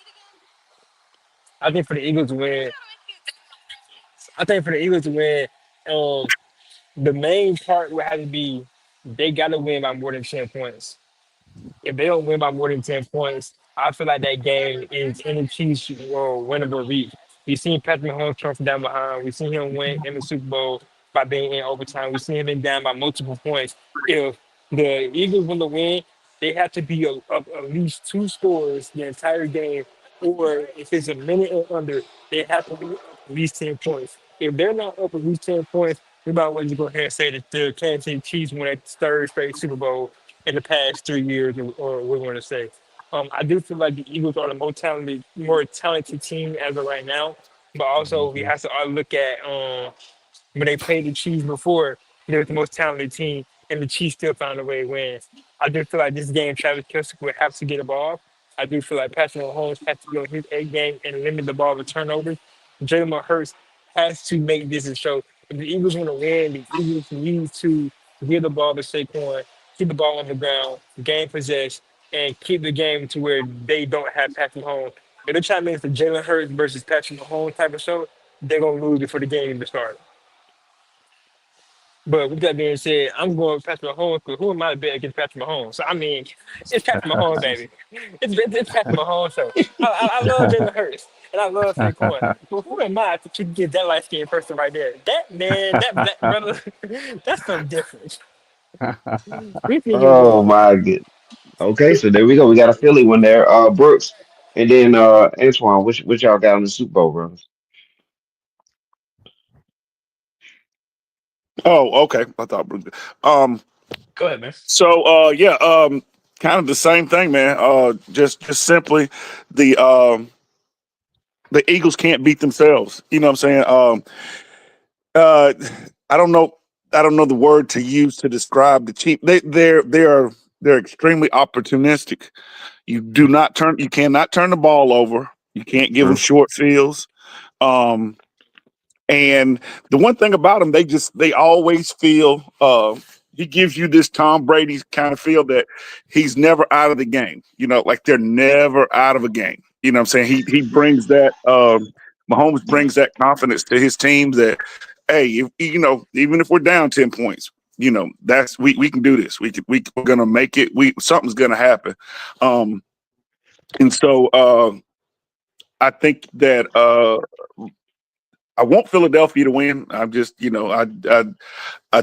kind of gone through the process. They've gotten there, they worked up, they lost, and so I think that is the one thing that they have kind of on their side is they were right there at the doorstep of winning the Super Bowl, and you lose that, man. And to get better, you know what I'm saying? Like the team has actually gotten better. Well, minus, Kelsey being the center or whatever, but I think that team has gotten better as a whole.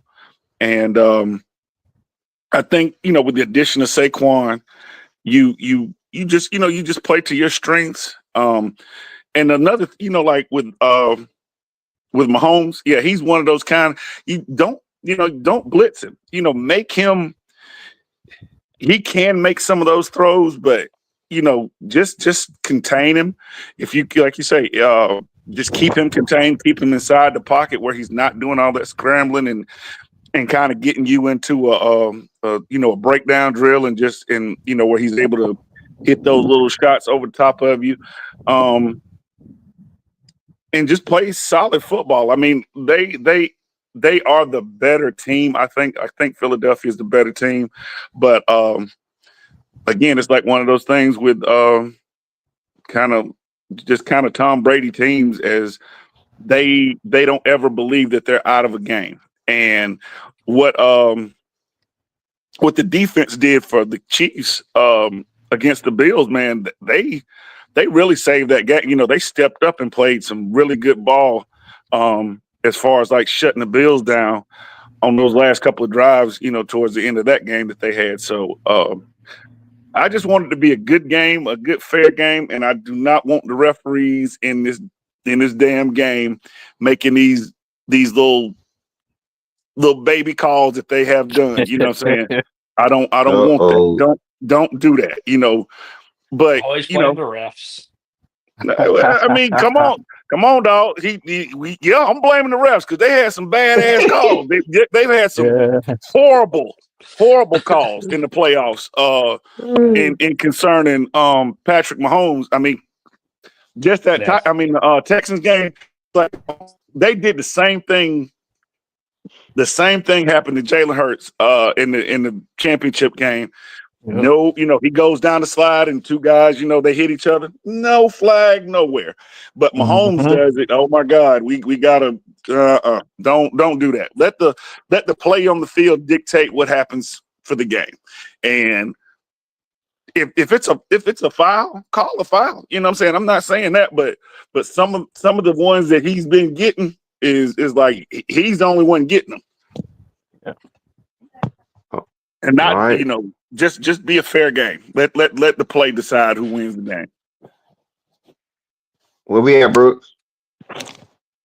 I'll say this: respect to the Chiefs, because I think most people would agree the Eagles have more talent from top to bottom, but still everybody's hesitant to be like, betting against the Chiefs, betting against Patrick Mahomes, betting against Andy Reid, and that's kind of where it is with the Chiefs. That respect that they have, so that's impressive to me when you have that respect. And there's a team that's clearly got more talent, but these are the Chiefs, and that's all you got to say. This is Patrick Mahomes. That's all you got to say. And I'm in that same boat. I think the Eagles have, if somebody was the team that has the best part of them that's more dominant than any of our state's the Eagles running game. The Eagles can run the ball better than anything the Chiefs do, in my opinion. And that's probably because of Saquon Barkley. They have a good offensive line too. But that's my thing. That's the advantage. They can run the ball. That's their skill, and they do it better than anything I think the Chiefs do. So that's what I'm looking at. And if I was a betting guy, which I am, I would put some money on the MVP for Saquon Barkley, which I would probably do. Nice. So, yeah, it's hard to bet against Patrick Mahomes, but in the end, I think the Eagles do pull it off. I think they have the better defense with Jalen Carter and Jordan Davis and all the Bulldogs. So I am a little biased here. But also, they have better weapons on offense here. They have A.J. Brown. They have Devontae Smith. They have Saquon Barkley. They have the better roster. And I think it comes down to can Jalen Hurts play well enough to win? I think that's what it comes down to. We know what you're going to get with Patrick Mahomes. Yeah. Can Jalen Hurts deliver? Because I think it's all on him. That's the position. That's the position you compare Patrick Mahomes to Jalen Hurts, and Patrick Mahomes obviously has the edge. Can Jalen Hurts play well enough to win? Because I think the Eagles are the more talented team. Man, he had 300 yards in the last time they played each other in the Super Bowl. Yeah. Yeah, it's just a matter of if he plays well. That's Yeah. what Right. I think. That's what it comes down to. I'm not trying to be too simplistic about it, but he No, has to it play makes well. sense. Yeah, he He played. plays He well. played well against the Washington, and they thrashed them. He Yeah, was great Yeah. in that game. you just be efficient. He just needs to be efficient with the That's why. football. Yeah, Take don't with the turn.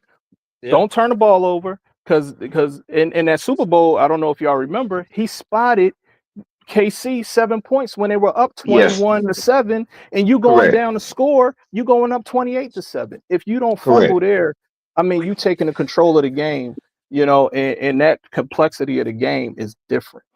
So being efficient with the football, no turnovers, and take what the defense give yeah, you. I mean, everything, and I think he learned from that. Everything don't have to be a deep shot. If you see a middle cross wide open, throw it. I mean, be good yeah. with getting the 10 yards versus trying to get the 40-yard bomb.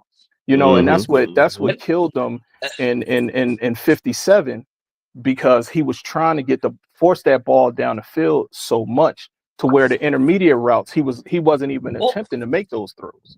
well, it's the story of the playoffs. The Rams turned the ball over versus y'all. They have Mm-hmm. shot. They turned the Yeah. ball over.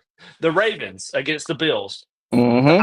I think the Ravens are probably the most talented team in the AFC. But what did They they are. do? They turned the ball over and they lost to the Bills. Yep. And what did the Bills do against the Chiefs? They turned the ball Turn the over. ball Yep. over. There you Turn the go. ball Yeah. over. It's been a story of the whole playoffs. Yep. The team that doesn't turn the ball over is going to win. And the team that does, they dig yourself a hole that they can't get out, no matter if they're the more talented team. So, I mean, Yeah. Yeah. So And true, man. And then that's like you said, that's the biggest thing. Like the further that you go, and it's it gets to be cliche-ish and all that. That that you have a smaller air, smaller air margin of error, whatever that how you say that. But Yeah. that is that's a big thing. Like once you get into these kind of games, it's very rare that a team that turns the ball over is going to be the team that's going to be successful and win the game. I just like you say, that's the biggest thing about Hurts that I didn't get to say back, and you guys kind of said it. But yes, it's just him being efficient. He doesn't have to try to win the Super Bowl. Just don't lose it. There you Just go. like you say, use Right. what you got, and that's the one thing that if you look at Mahomes, that's one thing that he's great at. He has a Andy Reid's a heck of a play caller, so you have to be ready for what he can do on the play calling side. And if I'm Mm-hmm. not mistaken, Philadelphia has the cat from LSU. When he was down there with Burrow, is he their offensive coordinator now? Oh no, they have Kellen Moore as their offensive coordinator. He Kellen used to Moore's be with offensive Dallas. coordinator. Yeah. Okay. Yeah. Okay. Well, like I thought it was, but like you say, you got like we, I guess we keep riding the same horse, but Philadelphia has the better guys on defense. They have the better, line. You got a better running back. You got, two talented receivers. You got a good tight end in Goddard. You just don't shoot yourself in the foot and play Yeah. good, solid football. And again, I think like you said, they've been here. You know what I'm saying? They've been here before. So Hmm. I think like I said, that loss kind of hurt them, but I think they've grown from that. It's like, look, all we got to do is not hurt ourselves and we can beat these guys. Yeah. Because I'm a fan. they should have won the first. They could have easily won that first Super Bowl easily. Yeah, they could have, man. They were there. And the thing is, I'm a wind it back. Look at Pat Mahomes when he got to the Super Bowl against Brady, his first Super Bowl.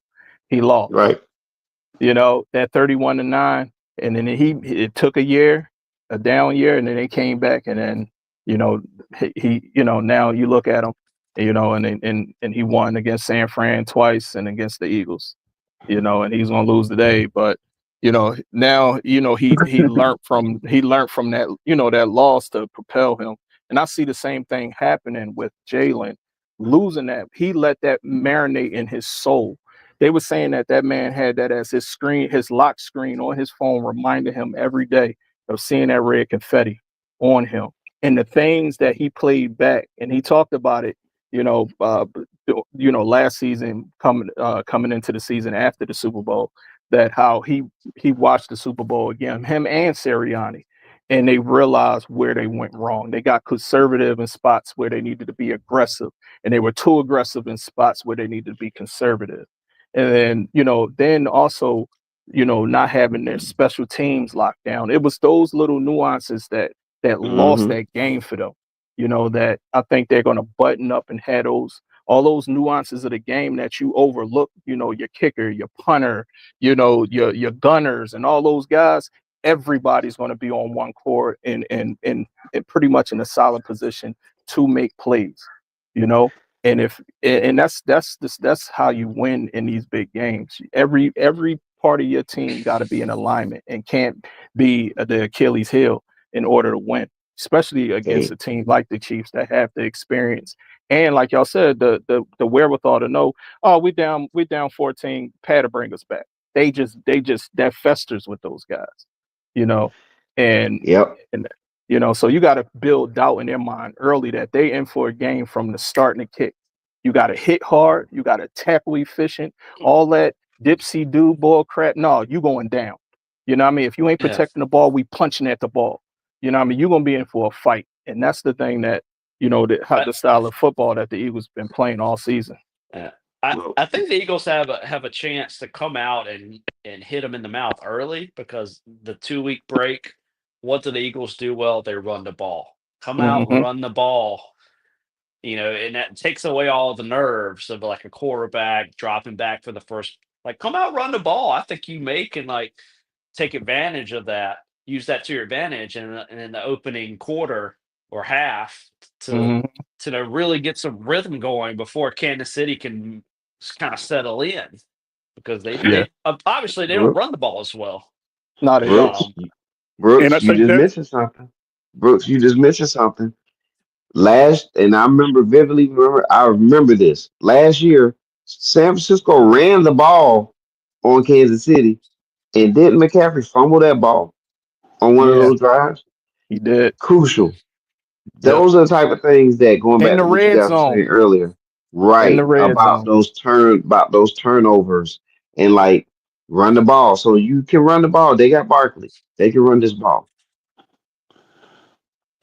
and I yeah, I think mean that that's a good too. point. That's the biggest thing about all this, like you say, with running the ball with Saquon and kind of even if it's not just like straight control, if you don't give Mahomes a rhythm, you know what I'm saying?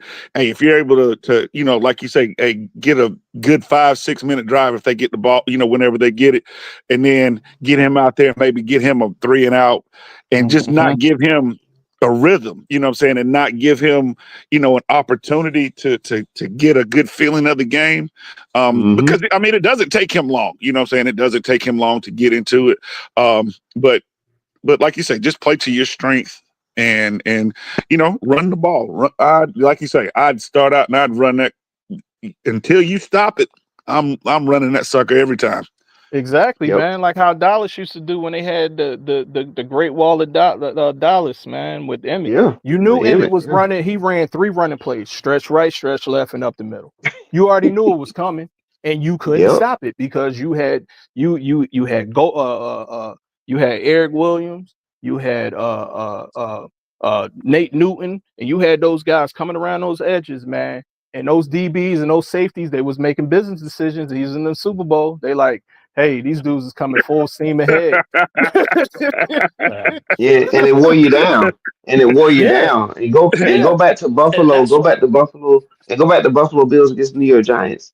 yes. That Buffalo Bills had the K gun, and they were lighting up the NFL with that no huddle offense K gun. Mm-hmm.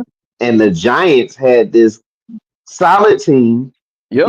tough Otis minded Otis team. Anderson. They had an Otis Anderson.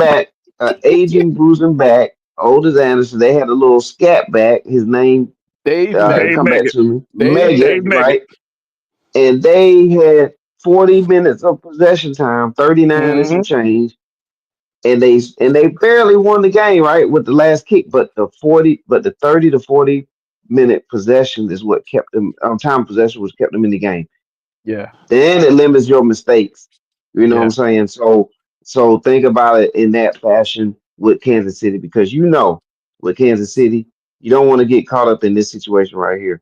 So you Yeah. want You to don't be want to shoot careful. up. Yeah. You, You don't you want want to to be shoot up, careful man. right there. Yep. You got to watch out for the Kansas City Thieves, man. You got to be ready for them before in any game. So make sure that you're controlling the game. You know what I'm saying? Yeah. Time possession is going to be key. I'm looking Yep. for time possession when I watch this game tonight.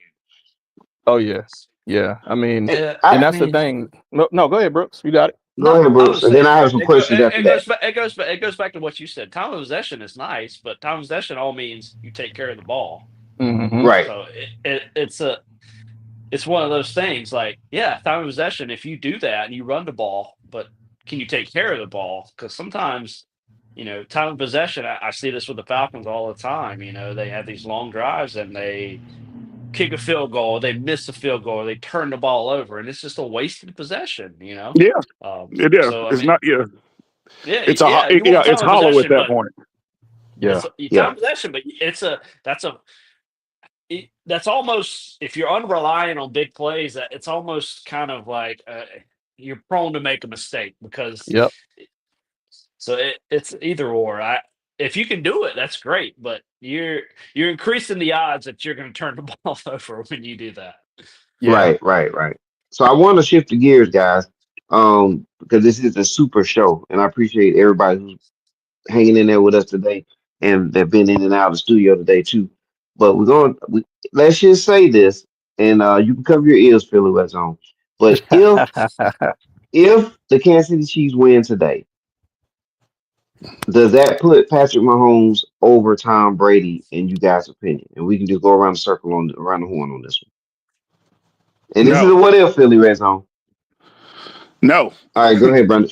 Uh, I mean, it'll give him it'll put him solidly second, in my mind, behind Brady, um, and simply because he will have done something nobody else has done, which will be winning 3 consecutive Super Bowls. I Mm-hmm. will give him that, but uh, longevity and the fact that he has 7. I mean, and he did it 6 with one team and he went somewhere else and still won. I mean, like, I don't know if we're, now Mahomes is probably the next closest thing to Brady, to be able to pass him because he's still so young. Right. But I mean, this will definitely, like I say, in my book, it'll put him in a solid second place. Even Over Joe though, Montana? yeah, even though Joe has 5, because again, it'll be something that nobody else has done. He'll have, 4 in a 5-year period, right? And then Okay. he's what, 28, and the way that football is played now, he's got at least 10 more years because you can't hit anybody, you know what I'm saying? So he's got at least 10 Mm-hmm. more years of being able to play and even, like, even get better. You know what I'm saying? Like, we know how good he is now, but like, once you start that kind of that super veteran mode that you get in, and you Mm-hmm. learn really, like, like I say, like the real nuances and the things that I think he still has, he's still just growing into. And keeping Andy around will probably help him, but I like I say, I put him at a solid second, but I don't think it, that's still 7 Super Bowls, man. I mean, Okay. Okay. What you think, Brooks? Yeah. With 2 different teams. 2 different teams. Yeah. Yeah. Yeah, the one thing that I will say, the one thing that separates them as elite quarterbacks is they elevate the people around them. And Tom Brady and Patrick Mahomes have had similar teams where they don't have the weapons that you would think would make them a Super Bowl contender, but Brady and Holmes both elevate those players. Like, look at their receivers. I mean, Kelsey is he's not, he's past his prime. He looks slow out there. He's Uh-huh. crafty, He's past his prime though. This is Travis Kelsey past his prime. Xavier Worthy, very fast, but not a polished receiver. Like, look what he's doing with these weapons. Mm-hmm. Like, it's impressive. And Brady's done the same thing. Ironically, Brady, when he had Randy Moss, he lost the Super Bowl. So, like, it's a trait that both of them have, and that's what makes them elite quarterbacks. You can surround them with, mediocre to average talent, and he will raise it. Mm. I don't think he's at Brady's level yet, because Brady, one thing you got distinguished between Brady and Mahomes is the longevity. Are you gonna? And we don't know this about Patrick Mahomes. Is he gonna have the longevity that Brady had? Brady beat him as a Tampa Bay Buccaneer. So Ooh. come on now. Yeah. Three-peat is a three-peat will go down. Yeah, a three-peat is nice, and it'll definitely put him at probably number 2. But one thing you got to play out is the longevity. Are you going to be great as long as Brady was great? Because he was great for a long time. And I already see the things in Mahomes that I see in Brady, as I just said, about elevating these average players. Juju Smith-Schuster. Okay, I mean, come on. So I think the longevity part is why I would keep Brady 1, because of Yeah. how he did, and he went away from what may be considered the best coach of all time, and won another one, which I Ooh. think is his most impressive feat. Because I mean, I agree. Wow. I agree with that. Belichick hasn't done shit since. Yeah, that is true. That is true. He basically Wow. went and gave So the that F you answered to the question, Belichick. player or coach. You gotta Ooh. say it's Brady. You gotta Yeah. say Brady's had more influence on the Patriots Well, run. we than haven't seen Belichick. but we haven't seen what Belichick done in North Carolina yet. So we Hey, got. man. First, we done with that. And hey, Brooks, No. I got an old saying. I'll stop you when you start lying. You ain't told a lie yet. So hey, hey, I'm just you know, saying. I say, hey, I'll be like, stop me when I start lying. That is 100% true. We see that that it was, and Well, in my mind, I think that was kind of Brady's thing. It was like, you know what, I'm gonna go over here and I'm gonna do this without you, and let's see if you can do the same thing. He And couldn't. we saw that he couldn't. interesting. All right. Yeah. Well, Philly, I know you Yes, don't sir. want this to be the Hmm. result. So, but we're just playing what if. So, what Yeah. if for some reason the other team wins? What do you? Where would you place Mahomes? He'd been number 2. I mean, again, 7 versus what would it be? 3, 4? I don't even know. 4. 4. Okay, so yeah, 7 versus 4, and then doing it with 2 different organizations.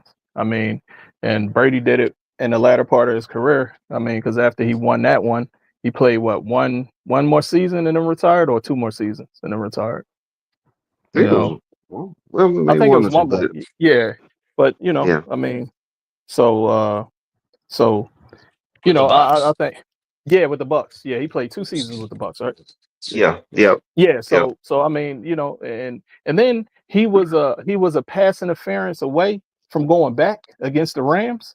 If Oh, yeah, that's true. Cooper Cup don't get that pass interference, That's right. the Bucks go back to back. So, I mean, that just shows you, how Brady, is the GOAT. I mean, technically Brady could suit up right now and play for a team, and I can give them the AFC or NFC championship game. He You know. should, because Yeah. he's not a good announcer. Yeah, no, He I know. he go to Detroit. Yeah. Hey, Found something that well, he's he go to not good Detroit, at. You're right? right. He is not a good. Yeah. He's Yeah. not good at that. Sorry. Yeah. Well, Yeah, because then well, it's he's crazy the good. way he look at the game. He playing the game in his mind, and he's like, "I can't believe this offensive coordinator is calling that in this spot. I Yeah, would just do this." yeah. Now look, he'll be great in Detroit right now. If Tom Brady Yeah, wants to add to his collection, yeah. Detroit. I mean, They brought Why Bridgewater back. why I mean, can't he's great. why can't we have an agreement for the Super Bowl where you just take the best announcers, no matter the network, and they broadcast it? Like, come Yeah. yeah, on. Can I have Chris Collinsworth, please? Like, come on. Oh, yeah, yeah, hey man, I mean, I'll what do you? take. Can I have Buck and Aikman, please? Like yeah. tonight? Come on. Like, what am I getting? Yeah, Oh You know man, they no, gotta hey, put that how golden about boy on prime I don't time. have Tony Romo. I don't have hey Jim man? Nance. I'm like, come on. No, I Yeah. take Bob Costas. Give me Bob Costas for the win. Bob Um, but Costas. yeah, Wow. but Wow. hey guys, hey, so but yeah, and quick, um, you got him over Montana. Did I ask you that? You'll have Mahomes over Montana? No, Montana is Okay, no, no, okay. All right, I just wanted to make sure I no, asked you that too, because I think I asked the other guys that as no, well. no, no. All right, Montana, so no. all right, so It's one more Brady. topic, It's gentlemen. Brady, Chris Chandler. Did you say Chris? Uh, Oh my okay. God. No. Throw Jeff Yeah. George in there. Come on, Rocket Oh Man. man, wait a minute Not now. not Yeah, not y'all showing my want to stop bias at Brady? all. Yeah, not at all. But yeah, Hall of Fame guys. Um, Eli Manning not selected. Right decision. uh, yeah, I agree. his numbers don't equate. Uh, uh, Hall of Fame over some of the other quarterbacks that are due. That's been waiting. You know, I mean, yeah, he won the 2 Super Bowls, Okay. but you know, at the end of the day, they like they say, it's a numbers game, and his numbers just don't add up completely right now. He's gonna have to wait another year or two, or maybe three. All right. All right. Brandis. That's the one thing that I don't understand about this, the whole Hall of Fame, almost kind of the nonsense thing about how what ballot. I mean, yeah, like being a first ballot guy or this, and because let's Mhm. go back to Terrell Owens when he came Okay. out. I think there had never been or I'm sorry, before Jerry Rice or whatever, there had only been like that one other first ballot Hall of Fame receiver or whatever, and just because he wasn't a media darling and whatever, they didn't want to make Terrell Owens a first ballot Hall of Famer. Uh-huh. If you close your eyes, and again now, like if we're looking at Eli Manning, the dude won 2 Super Bowls, 2 Super Bowl MVPs. He ended up being He's 11th in passing yards and 11th in touchdowns. I think that's an NFL. I mean, like, I think that's a Hall of Fame worthy. And you beat Tom Brady Twice. twice. You know what I'm saying? Like, I mean, like, what else? What else does he need to do to be considered a Hall of Famer? You know what I'm saying? Like, if there's nothing else that he can accomplish outside of what he did on the field, and so I just never understood that whole mindset about like being a first ballot guy. You know, like okay, you're good enough to be in there 3 years from now, but you're not good enough to be in there now. Like Yeah. I just never got that. And so, do I think he should be in the Hall of Fame? I do. I mean, I think he did well enough while he was playing to be there, and and the fact that you want to like I say, look at the Got I don't know the just the whole I, way, like where he was or this or that, and that Okay. decides whether or not you're a Hall of Fame quarterback. To me, I just don't understand it. I got the Okay. So we perfect got. I got the perfect Oh, comparison for Eli Manning. Robert Ory. How do you quantify clutchness? Like Robert Ory has had so many big shots. Do you put him in the Hall of Fame? That's the kind of I'm looking at Eli Manning. Like, we know Robert Ory isn't a transcendent talent or he doesn't have the stats, but man, he made some big shots. Man, he was clutch. That's how I think of right. Eli Manning. So, I mean, how do you value that? That's my whole point. Do you value that at all? Is it enough to get into the Hall of Fame? Like, should Robert Horry be in the Hall of Fame for all those big time shots he made? Like, I think that's a good comparison, and it's a good conversation as well. Like, I really don't know Well, where I stand on it. Yeah, I agree well, Yeah. with you. well, I me agree with you, personally, bro. now I would throw this. I would just say that at any one time, there's only 30, there are only 32 starting quarterbacks. You know what I'm saying? And Okay. so for you to be a starting quarterback on an NFL team and to, you know, to have more, I mean, like, not, he wasn't the one to light it up, and he definitely probably had like I understand, like a Robert Ory type of, like you say, he was on some bad teams, and he was just like, nobody was ever scared of Eli. You know what I'm saying? It wasn't like, oh God, we're having to play Eli, as opposed to like, man, I don't want to play his brother. I don't want to play Peyton, or like we got, like that kind of a situation. But like I say, just as far as for me, what he did when he did what he had to do, he he was, he accomplished what he was supposed to do.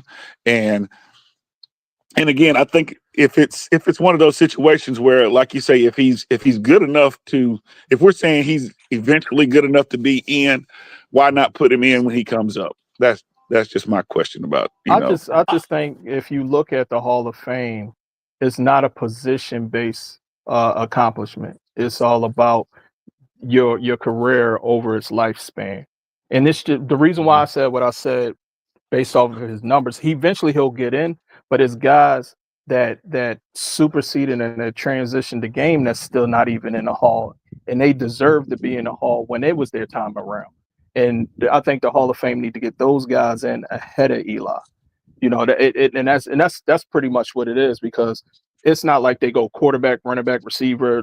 You know what I mean? They Hmm. basically look at they run their numbers, they look who's available, and then they pick based off of how they transcended the game and what they did for the game, and what they and what their numbers was over their careers. You look at Eric Allen. He was one of Yeesh. the best cornerbacks, and he just got in He just 2020. got in this You year. see what I'm saying? This year. Yeah. I mean, this Don't man don't was get a me started dog. on Andrew Jones not being in the Baseball Hall of Fame. oh Yeah, God, That's where I'm going. you see yeah, what I'm That's yeah. saying? But you see what that's I'm my saying? Hall of Andrew Fame Jones snub. was a He was the Andrew greatest. Jones. He was the greatest defensive center fielder ever. Exactly. Sorry, But that's what how I'm are you saying. not in the So Hall of Fame? yeah, yeah. Dude, baseball is its own animal when it comes to the I was Hall of going to say, Fame. we don't even want to get over there on Yeah, that's baseball the and that favoritism. nonsense That's that the goes in favoritism baseball. Hall of Here, Fame. Yeah, here's what Hall of Fames need. They need yeah, levels. yeah, That way you can put people in and be like, they're on the bottom level. Like Eli yeah, Manning would be. Like he was clutch, so he gets The in, but bottom he's just level on Hall the of bottom. Fame. Like, yeah. come on, because you're thinking about like the Hall of Fame. You're Well, like you're putting somebody in with like Joe Montana or like Eli Manning. Like they're not on the same level. Put They're them not on the above same. them. Exactly, Different levels exactly. in the Hall of but Fame, that and it would make a lot more But sense. then that is well, saturated. Now you're giving gold. Then you're giving participation gold jackets, and that'll the saturate what the bronze Hall of medal Fame division. is. But Yeah, it also is it would give those really really elite people like their due, like they're in the yeah, that top is true. level.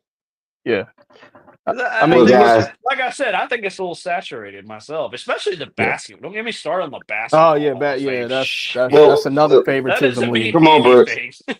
Come on, Brooks. That All right, doesn't mean but anything.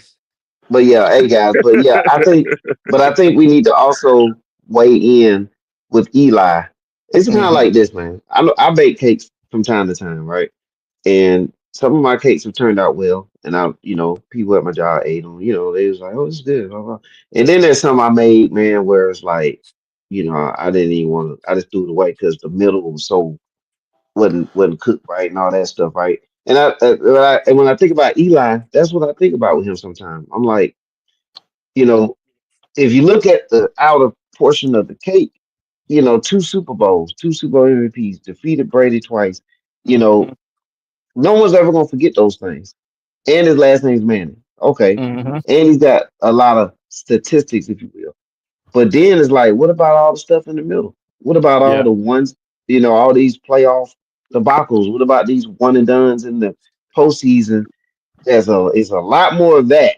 But he did these two seasons that was so fantastic that it just puts him kind of close to the category. I just feel like he will eventually get in, but I don't have a problem with him not being selected now. So And that's then what kind I of want where to I'm at add, with it. I want to add those 2 seasons that he won the Super Bowl. Did Hmm. he win the Super Bowl or did his defense win the Super Bowl? That's a very That's Well, good that point. front you see four, what I'm saying? that front And that's four, that front y- four. y- You you remember see the what I'm helmet saying? catch? Yeah, Was that a Yeah, good throw? No, that was a great catch. it was yeah, you Oh know, yeah. that He had I to mean, and that then try you front like got a four. straight you hand. you I got mean, Strahan, Justin Tuck, you Yeah, know what I mean? You that Armstead, you defense, that dude, defense won the first one. yeah, That was the greatest offense of all time, and you shut them down. Like, yeah, come on. I yeah, mean, Eli yeah, Manning was the quarterback, but that yeah. defense is why they won the game. They won that game, you know, Yeah, and I mean, yeah, that's what it's brutal. Eli is up against. When you see how we breaking it down now, you got these pundits and they looking like, come on, man, we already know. We're gonna go back and watch that Super Bowl and let's look at Eli numbers in that game. You know, yeah, that throw to Manningham was an elite throw over the shoulder. Boom, two DBs there. He dropped it in the bucket. You know, and then Tyree play. You know what I That, I mean? mean, But but that's I think that's my point. Like, yeah, but like a clutchness factor. How does I don't think we know how to quantify that yet. The NBA is like yeah, they made the clutch player of the year and they have crunch time buckets and yeah, stuff. So they're starting to like quantify it. But like, how do you, I don't think I um, think that that- might be an area of the NFL we not exactly weighting it properly because I think it's a good trait to have. I think if you're clutch like Eli Manning, I think you can consider Eli Manning clutch. I think that's worth something.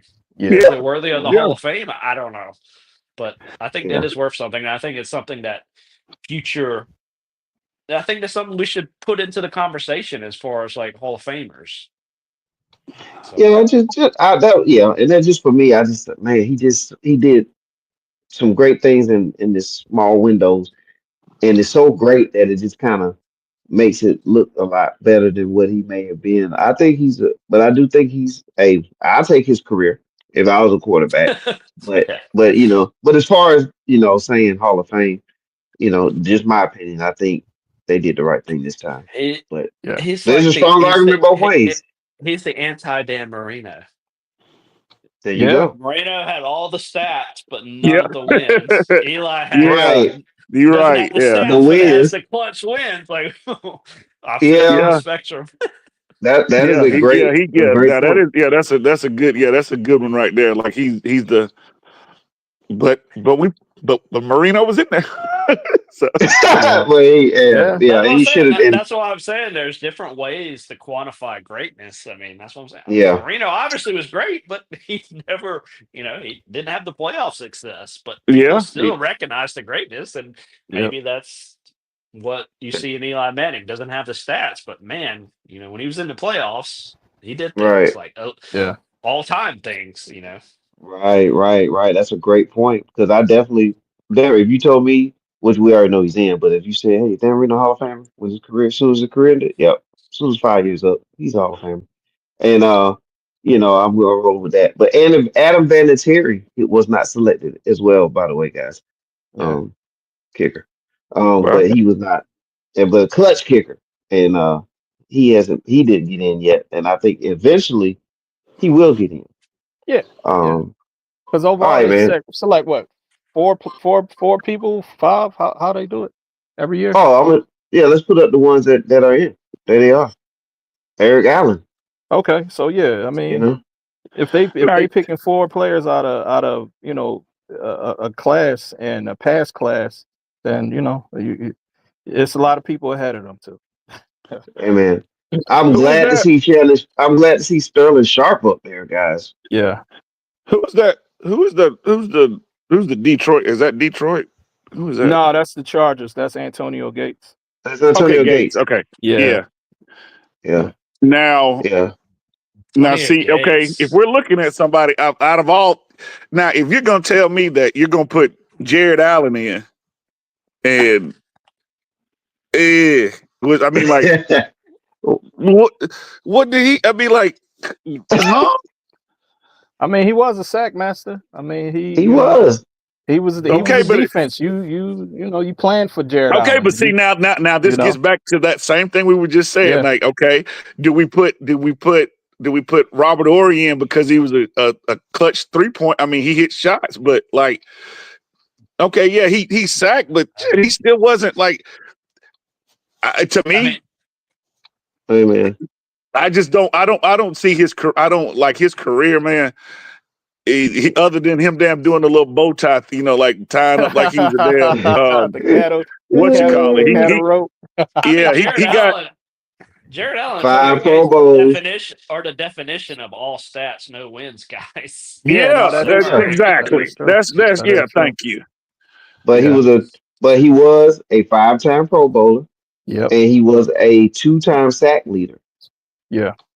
Okay, But so I now we're mean, back on the stats, though. We're back on the stats. but, So But which that's ones? what the Hall of Fame Right, is, here's and though. Eli Manning. That's what the Okay, Hall of but Eli see, Fame is. okay, Manning. so that's my thing. like, like But Eli's had a lot of 20, subpar seasons. here's what I'm saying. Like 20 years from now, we're gonna look at LaMelo Ball stats and be like, man, that's a nice stat line. And he's probably not gonna win shit. Like, do we put him in? That's what it's like a slippery slope. Like, come on. Yeah. Well, but LaMelo Ball, using him as an example, there's going to be some time before he gets in, unless he does some stuff that we don't they haven't seen yet as far as I mean, winning. it was You know my what I point mean? about quantifying greatness. Like, I don't think Yeah. LaMelo Ball deserves to get in the Hall of Fame, but if you like ended his career now and put his stat line up, you'd probably be like, oh, he deserves to be in the Hall of Fame. Like, Well, that's my point. Yeah. yeah. I mean, well, and I Wow. guess we'll that's see. But that's that may kind be of that. more basketball. But I was just Yeah. making a No, point. I mean, I like I said, LaMelo needs to get in the postseason a couple times before that conversation even comes up. But I do get what you're saying. Potentially, he would. I mean, because the numbers are going to be inflated too. You know what I'm saying? He's in that era where those numbers are going to also look a I certain will, way. I'll say this But for Antonio Gates and Jared Allen. mhm. There's probably years in the NFL when they were going to be like, who's the best sack artist? And you probably say Exactly, Jared and Allen. that's And the who's the point. best tight end? You probably say Antonio Gates. And I think that's worth Exactly. something. Right, Yeah. and So that's I'll give where them that. At their Yeah, time, at their prime, you'd probably say they were the best tight end, the yeah, best edge rusher. two So time yeah, two time that's sack leader. You know what if I'm you saying? look at it like that, Yeah. then yes. yeah. And Two he and time it's sack not like leader, he and it's not but like is he it? came in right away. It's not like he just dropped in the Hall of Fame like No, he right had after to his wait. Yeah, career. yeah. He's Yeah. had to wait, but again, like I say, and again, I mean, I guess we keep going around on this horse or whatever, but it's kind of the same thing. It's like, okay, he was a sack leader, but okay, how Twice. was that? How did that translate to his team success? Most of his teams made the playoffs. If not, was on the cusp of the playoffs. I think he was on one team that should have, on paper they should have went to the Super Bowl or at least the NFC Championship, and then they just had subpar, what's his name, Favre type quarterback play where he threw a pick in the back of the end zone. Mm. That one year. That was You know, Favre. yeah, that was Favre. So he was on that team. He was, I think he lead the league. Him and Strahan was back and forth in That was a sacks good. that year. Yeah. It's a good Vikings team, man. Yeah, they were Yeah. good, but I think the you know, test for like all stats, no wins would be Philip Rivers. Like, do you put Philip Rivers in the Hall of Now Fame? that's yeah. yeah. It's Wow. like the Now stats he are better going to not look get in great. before the Eli. I mean, his teams he made some playoff a couple times, but his teams were never Super Bowl Right. contender. And he Yes. was Correct. he was prolific. He had put up a lot of stats. So, I mean, that's probably the Yeah. poster child for this. Do you put Philip Rivers in? Because I Yeah. wouldn't. I honestly wouldn't. Yeah, if he does, it'll be a wow. It'll be like the footnote player. Somebody gonna say, Yeah, "Oh, he'll get. Philip I Rivers." think he'll eventually get in. I do. I honestly think Yeah. he'll get in, but it'll be one of those ones where he's like really old. You know what I'm saying? Like it'll be a long time. It'll be a His long 10th time kid will before be he. 18. Yeah. One It'll thing be about him, that mother Him father and still Andrew be having Jones. kids. His damn yeah. Now he 3-year-old. get You in the know what Hall I'm of saying? Fame for that. He'll still be having damn kids because that mug can't Yeah. pull out of a driveway. You hear me? That mug can't pull Hey, out a driveway. Short, he said that short, secret sauce is real. short tangent here. The Baseball Hall of Fame is the worst. Like, Oh you don't Oh, yeah. have absolutely. Barry Bonds in, you don't have Roger Clemens in, you don't have all these prolific play. Everybody took steroids during the era. Put them in and the they Hall were of Fame. And they were Barry great Bonds before was the great before steroids. steroids. Barry Bonds Yeah, was great before steroids, by the way. Like, put Yeah. him I in So was going to so say, yeah, they the had baseball some Hall of Fame is a insane. mess. he was a They Hall had of Fame some. before that. Yeah, Yeah, I was going to say they had some insane stat. Like if you took his first 10 years or whatever it was, like I hmm mean, like hmm it was something stupid stuff that he did, and it's like, yeah, baseball knew what was going, and that's my issue with that. Baseball knew what was going on with that right. steroids because people, and I think me and you were talking about this last night. People were on the cusp of baseball, like really falling itself off the daggum face of the planet because like no, like nobody was just watching the sport. It was boring. It was long. It was it just wasn't appealing to people. And then once you got those guys hitting those home runs and all that stuff, and it brought everything back and it started making it, you know, I was never a baseball person, but I always, like, hey, who's playing tonight? Well, is Chicago playing so I can go watch They Sosa? were Is they would and cut so in from Sports Center and broadcast every Sosa at bat, Bat. every McGuire at bat, every yeah, hmm Bonds at bat. Like, and and then now so you come back and you shun, like your point, you shun them for bringing your sport back. yeah, and you and every, I mean, and again, all like you say, the Pondus and all of y'all knew what was going on, and everybody was okay with it. And then when it wasn't cool anymore, now, hey, we're gonna jump off the boat and we get into all of this. And to me personally, they've got some of the most. You go back and some of the owners and some of the players that are in baseball, and they were some of the most racist, god dang nasty mother fathers on the planet. And you have them in this Hall of Fame, but you got a guy, Right? and for whatever you want to say about Barry Bonds, Ty his, Ty Cobb. yeah, his homeboy, like Bonds, they never found anything on him. His homeboy didn't flip on him. That mug went to jail for him. I'm not telling. You know what I'm saying? And He so did. like all you're doing is a lot of speculating and a lot of, well, we didn't like this and this was going on. And like I say, that's why I can't stand that stuff Well, about baseball. well, They're so hypocritical and so I well, just don't like my point about the air is you're trying to pick and choose who did steroids and who didn't, and it's hurting other people in that era as well who maybe didn't do steroids. Like, how do you pick and choose? Like, this guy Yeah. did steroids, this guy didn't. Like, come Hey, on. man. yeah. There was a lot of And second basemen hitting home runs. I mean, hitting 40, 50 home runs in that era too. And My you and favorite, you my y'all favorite steroid era stat is Brady Anderson on the Orioles. If you look at his like yeah. baseball card, it's just like nothing, nothing, nothing. 50 home runs.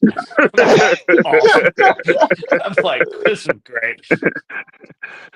damn, he got Nothing, nothing. he got he had a good good last hit. year, huh? Yeah. It's He like, got a better man, hitting coach. oh That's Yeah. what man. it And he figured That's it what it out this was. season, yeah. 50 home runs. Yeah, it was Yeah. hitting. Yeah. Yeah, he was hitting that damn line in his arm. That's what he was hitting. Hey, Shit. what was that second baseman? He played with the Yankees and then went to Seattle and Yeah, he got that's who I had in mind. He was smashing the ball all over the place. yeah. Oh man, I forgot his name, man. I think he was from Cuba or DR. Was it Core? Was it Core? No, no, no, no. Oh man, damn. It Robin was Ventura? no. Hold on, let me look it up, man. Golly, man. He played for the Yankees. He won, and then he went on ahead and played for the Seattle Mariners, man. And he was, I Chuck Man, think, he was. Knobloch. yeah, Well, the Oh second God, baseman. yeah. it I'm wasn't looking it up Robinson right now. Cano, was it? Yeah, Was it? Cano, It wasn't man. Yeah, Robinson yeah, Cano. Cano. Yeah, Yeah. Cano got nabbed for PEDs and steroids. You know, he signed that big contract, and my man was juicing the whole time. There's Yeah. You so know, many players. There's so many players in that they era hit that it up deserve to in be New in the Hall York, of man. Fame. Yeah. Yeah. Yeah, man. And speaking of Hall of Fame, man, Triple H has been uh selected for the WWE Hall of Fame, and I think they got this one right. Triple H is going in, so he was made aware of it by Undertaker and Shawn Michaels, which were some of his rivals and some of his best buddies at one time. But yeah, Triple H. So WWE get their Hall of Fame right. Yeah, well, you know, it's I all think so. staged anyway. Wrestling's fake. Hey, y'all don't start with Mr. 411 about that boy. Yeah, Hey, that joker be yeah, ready to man. bite your head off about that Hey, man. goddamn that wrestling boy. He Hey, man. The We Vince get the McMahon whole new. documentary on Netflix. Recommend. Yeah.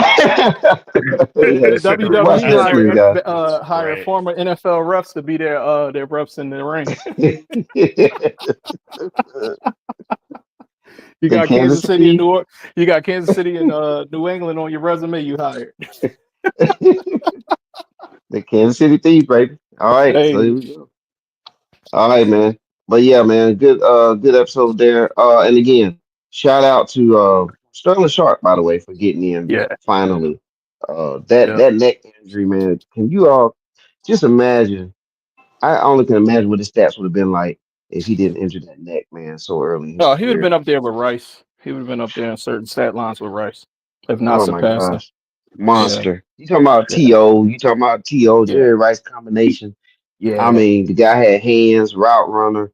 Mm-hmm. He was physical. I mean, physical, like, physical, yeah, big, fast, man, physical. Yeah, like like you say, he was kind of ahead of his time. You know what I'm saying? Ahead of his time, and yeah, he would have just been a he was like you say, he was one of those guys that you wanted to watch, even though Yeah. like I couldn't stand Green Bay. You know, you Mm-hmm. yes, you just wanted to agreed. watch because he was such a Sterling Sharp. dog out there, man. And Yeah. yeah, like you say, if we're gonna give well, and if you go back and look a few years ago when Shannon was when he got in, he started doing a lot of major campaigning for his brother. Then he said, if you just look at, you look at his career and what he did in the time that he did it, um, yeah, he was in a league by himself, man. And I'm Yeah, he glad he's in. transcended the receiver position. I mean, Yeah, him and Andre Rison at that in that juncture of the NFL, man. Those were the Yep, guys, man. You know, along with yep, Rice him, and Rice. Andre Reed and those guys. But It, Yeah, when it's Shannon Sharp was a dude. it's good. It's good that you take into account those type of things like injury shortened. Because I mean, I think, for example, Bill Walton should obviously be in the Basketball Hall of Fame. He had his that's another good career one. cut short, but Yeah, like That's you a knew good he one. was great when he was on the floor. So yeah, I applaud like that notion of just recognizing greatness, even though it might not be around for a long time. So yeah. Yeah, yeah, that's another good one. 'Cause Bill Walton, man. Ooh, I mean, he Hey, even won the Bo championship. Jackson is He in? even, Did he get in? ladies and gentlemen, Bo, we'll find out. Let's see. Um, Bo's Yeah. got now Bo's he got to be. won that should he should one that should get that Although that Herschel Walker's Sterling better. Sharp. Yeah, he should get that Sterling Sharp type treatment. If he's not already in, I don't remember Bo Jackson being in though. Yeah. I don't think he is. If Okay. I Yeah. don't I don't Okay. think Oh, wait a he is. minute. Wait a minute. Wait a minute. He's definitely. I 98, mean, I know he's in the 98. College Hall of Fame. Yeah. Okay. NFL Hall of Fame Obviously, 98. Oh, he did get in. It says 98, but that's Oh Okay. we'll wow. we'll fact check that. We'll fact check Okay. that. But Okay. because Cannon I of Because a just I don't mean, he's baseball. remember the that. epitome of a player who transcended the running back position for the NFL Yeah, and that hip injury, man. You Cannon know. of a baseball arm. Also, Oh and a yeah. Jesus. baseball man, he should be And in. Woo. Put him in all the Hall of Fames. yeah, Man, for real. Yeah. He was, and That's a again, special he was dude. he was one of those guys that like we keep going to reaching back, but he was a star at everything. He was a football, baseball. He Mm-hmm. ran track. He on one of his things where he was talking about. He said they took 8 guys to state and won. And would win the Alabama State championship. In their division with 8 people. You know what I'm saying? Because he would not only run the 4 by, like he anchored this leg, but he'd do the shot put and win state in that, or he just other thing, and that kind of those kind of athletes are what we're missing, I guess, just all around in sports now. Yeah. And like I say, it just kind of goes back into that same nonsense about the way you force your kids into doing something, and it doesn't round them out, man. Yeah, so true, man. Deion Sanders, man. Deion Yeah, Yeah, Sanders he's is another another one. one, Yeah, man. I mean, and gosh. Yeah. You know what? I don't and think, you. and I don't Oh, think go he's ahead. in the Pro Football Hall of Fame. But Oh, go ahead, okay, brother. okay. Maybe that was college then. I know he's in the college Yeah, Hall of Fame, so that's maybe that's yeah, what I saw when they mentioned Bo. So yeah. He But needs to yeah, be in I there though. mean, and then like I say, just that entire thing about like you say, you look at somebody and you say you look at a Dion who was a Super Bowl champion and a world in a World Series um champion. Yep. Like you're not going to see that kind of stuff anymore. You're not going to see You're where not. you got guys that are really talented and could do other things just Yeah, because Shit, they're we looked at Travis Hunter playing both ways on college football team. We were like, oh my god, yeah. yeah, like we were yeah, surprised by that. yeah. yeah, When you yeah. got two guys that play different sports in the same given year, they didn't have Yeah. no break. And let's go And back that's the and let's thing go back to about that's Bo the real thing. quick. You can't appreciate. Well, you have nothing to appreciate the greatness of being good enough to play Yeah, multiple professional sports, which is yeah, Professional like professional that's sports. insane Yes. athleticism. Just Yes. yeah. insane. And I That's think insane. there's no way to kind of recognize that other than like us just being like that's one of the most I impressive mean, things you could ever do. you talking about is already less than 1% to get in one professional league. So to be in two, you're probably one of 0.5%, Yeah. Yeah, like dude. Yeah, it's like got to be some kind of 0.3%. I mean, some ins- Jordan couldn't even do it. 0.1%.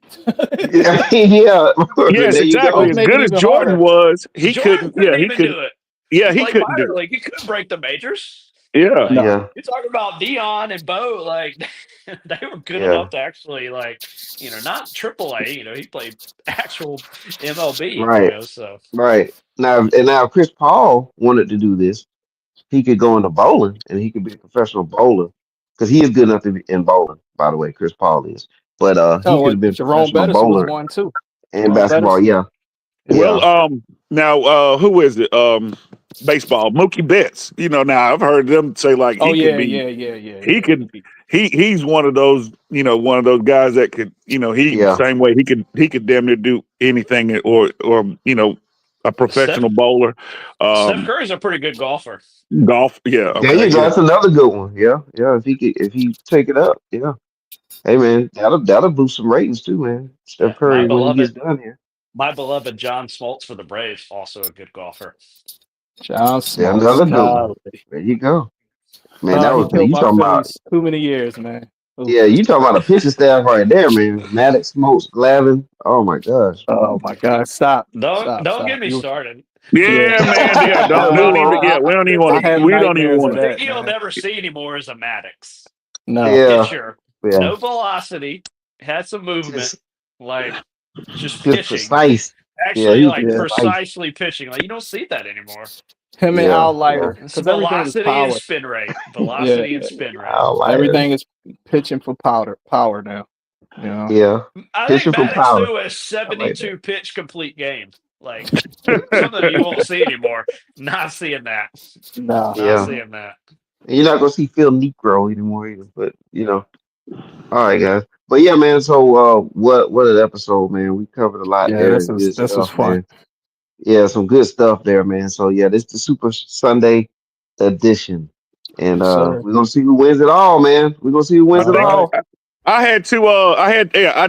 And I know I missed it. I'm about to have to go back and listen to it. But who did you pick, Mr. 411? Who you got winning the Super Bowl? Well, I picked Philly. Say it with your chest. I'm finna say Come on, you man. said you said that like somebody will for you like you finna get a whooping. I picked Philly. Say it with It's, your Hey chest. man, yeah, hey man. yeah. I said I want Philadelphia to win. Okay. I want them to win. I You am not you cheering just for the weren't Chiefs. very convincing right then. Is my point. You were like, Well, who you want? I mean, I want no, I want but Philadelphia to win. yeah, but again, let me put this on the screen for you. Okay, take a look. Oh Yeah. yeah. Hey, what Okay. was That's that? Before I blanked out, like I said, I had to step away, and I didn't get a chance. Hey, I told you that's what I want. I want this thing to be. I want this thing to be fair. I want it to Yeah. be, let the play on the field yeah. decide who our Super Bowl champion is. And if you're gonna make if you're gonna make one of those calls, give it right back, and then Yeah. don't make it at the end of the game. Antoine, you asked me the Yes, sir. question, right? You asked me the question, Yes, sir. and you remember this, but you remember Hulk Hogan in his prime, right? Yeah. How many times he wrestled somebody and we just knew he was gonna lose to that person? You can't beat Andre the Giant. You can't beat King Kong Bundy after he done splashed you and you got this tape around your waist. You can't beat Macho Man Randy Savage. You can't beat this guy. And Hulk Hogan always figured out a way to win. The Chiefs are kind of like that. They find this way despite the odds against them. And I'm gonna tell you, Philadelphia has what it takes, man. Philly got the running game, the defense, the athletes, the draft picks, the front office, the versatile quarterback, the tight end, the big receiver, and AJ Brown. They got we even mentioned Smith Devontae and Smith. his value at receiver. You know Heisman what I'm saying? Trophy Like, winning Devontae Smith. there you Yeah. go. Everything is there. Philly has what it takes to win, not only this year, but next year too. Mm-hmm. Hey man, But if it stay if it I have stay no. close, this team with Andy Reid coaching them and devising the offense and Spagnuolo drawing up some blitzes. Yeah. If they just stay close, it can go the other way. But I Yeah. really want Philly to win this game. I The really Okay. do. the Well, like I said, I just missed out on that part on you on the who you Yeah. had picked, and but No, now that's cool. if we're gonna throw if we're gonna go back to wrestling, and we're gonna go back to what it was when Mm-hmm. and this was stated when Hulk Hogan beat Andre the Giant. because Andre Andre the Giant cleared let that. him. Yes, Andre Yeah. cleared that. Andre Andre said, "Yeah." insisted on that. In Andre that said, "Yes, I'll let you win." It wasn't that Hulk Hogan Yeah. in won. that documentary, Yes, he said it. He was like, he said, "Yeah." No. he's like, I went into that match. I didn't know if Andre the Giant was gonna let me win because Yes, Yes. exactly, Exactly. he's so big. exactly. Right. If he didn't So want you to Andre win, Giant you is the weren't gonna real win. American. Yeah. Well, He right, was like, yeah, he but was like, yeah, it's choreographed for me to win this thing. But if Andre said no, there was Yeah, man like that was that man was an insane human. You know what I'm saying? It Yeah. was like the thing, right, like how big he was and the things that he could do. It was just like, right. yeah, the If amount of you notice, alcohol he could consume is if legendary. you notice, if man, y'all notice, if y'all notice, Andre the Giant, he was already renowned by all the wrestlers during his time. But he was the best. Everybody knows that, yeah, right? But my analogy was from the fans' point of view and us watching it as kids or whatever. Like Hulk Hogan, you just like, man, they done got this guy is not he's gonna finally lose to this guy. And somehow, some way he win. And the Chiefs have been kind of like that lately. Man, how many times the Chiefs been winning by the skin of their teeth and all this kind of stuff? So, you just always know that that's in the back of your mind when you're watching the Chiefs is that they I totally find agree. that way. I Yeah, totally agree with you on that. I think an yeah, underrated part of the Super Bowl is Andy Reid's greatness. Like nobody's talking about correct. that. Like, come on. Devising the Like I plays. remember his Donovan McNabb Eagles teams were really good. Yeah, this, They didn't win at this guy, all. but every And quarterback I he's go back. had. I was thinking about this. If the that one Super Bowl where Taylor Owens played hurt and still dominated, but they didn't win, Against New England. that was one of the greater performances. And if Eagles would have won, we would talk about it to today. But I still remember that game. One of the Against greater New England. games. Yep. Yeah. That was a great game. And that performance was great because you could tell he was hurting, but he still, Yeah, T.O. did Yeah. damage. Yeah, he Yeah. showed So up. Yeah, him yeah. and McNabb showed up and showed out in that Super Bowl, man. Yeah. But And yeah, All the while they yeah. were beefing the whole time. Yeah. No. Imagine they got along, right? Like, Yeah, I wow, like know, this, right? I mean, but that was awesome, man. So, that's where we at, man. So that's what makes this Super Bowl so exciting for me, man, is that you have a team Philadelphia that's got everything you would want in a franchise right now. Yeah. And then you got this team that's been there, done it, won, got the championships under their belt. Everybody's ready for them to go down. And here's that challenger that's ready, prime, ready to go to take them out. And we're gonna Yep. see if one team can find a way, Yeah. and if one team's gonna show everybody Make the a way. or make a way. Yeah, yeah. Yeah. Yeah, And the good yep, thing, yep. the Eagles have been there 2 years ago, majority of that team, so they know how halftime going to go. Walking in that Oh stadium yeah, in that situation, it's not too big for them because they've been there. Then the agony of defeat. Who want to go through yes, that again? You know, so yeah, man, that extra oomph that you need in you to get over that hump. yeah, Look, you want to see that confetti falling on your red confetti falling in your head again? No, suck it yeah, up and let's make it happen. yep. So they got that going in their favor. Shout out to Drake, who's probably just on pins and needles about this. Oh Like, yeah, they not like us, man. he's like, man, this is gonna be terrible. Yeah, he's not gonna watch the Super Bowl tonight. Oh, boy, you stupid. He might have the Canadian Drake, faithful to black out the Super Bowl. Oh, Drake, boy. Drake might be the one person not watching the Super Bowl. Nah. He's like, No, I no, can't. Yeah, no. He's like, I'm about to get grilled, man. Oh On that, yeah. yeah. on the, I'm ready. uh, I'm ready for halftime, man. Hey, I'm ready Oh for hey, man. halftime. and then after last week, with Kendrick winning 5 Grammys, that's what to say. Hey, somebody need to check on that man, make sure he ain't on suicide. You know what I'm saying? Put Oh him on man. suicide yeah, watch because brutal. he might be tempted. Oh Yeah. yeah. Oh boy. Oh Yeah. man. I Man, bet you can guys. get pretty good Had a odds on whole them. stadium saying Them A singing. minor. Yeah. I wonder if you can bet on Poetic Justice being sung. They can sing together because it's gotta be high. Oh It's gotta be yeah. like plus 2,200 on that Oh, song being sung. Wow. hey man. I'll pay to see that. Oh man, that's gonna be a I'll pay Oh to nice see boy. that. one. That's what we all want. So so this Super Bowl is lined up to be something special, man. You got the Yeah. game and you got the halftime. Like Yep. this is amazing, man. I don't have to go to sleep during halftime, or Nah. Yeah, Yeah. don't get too blasted, man. Be focused. Yeah. All right, there we go. Keep the There's yak the other on. Keep the matchup. yak on the low tonight.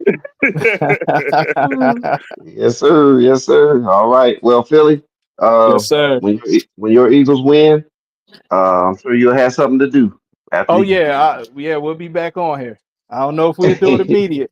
I mean, I'll be sober, so we'll be good if we want to get back on here. I'll Yeah, hit you up. yeah. Hit me up, man. We're I'm gonna have gonna, to do an I'm gonna be, emergency episode. I'm in the All right. opposite of that spectrum. I will not be able to join probably. Oh yeah, I That's already me to know. join. Yeah. I, all right, guys. I'm gonna let y'all get started, man. I mean, it's getting All right, closer man. to the Y'all have a game, good one. so all right. All right, Everybody take fellas. care. Go Birds.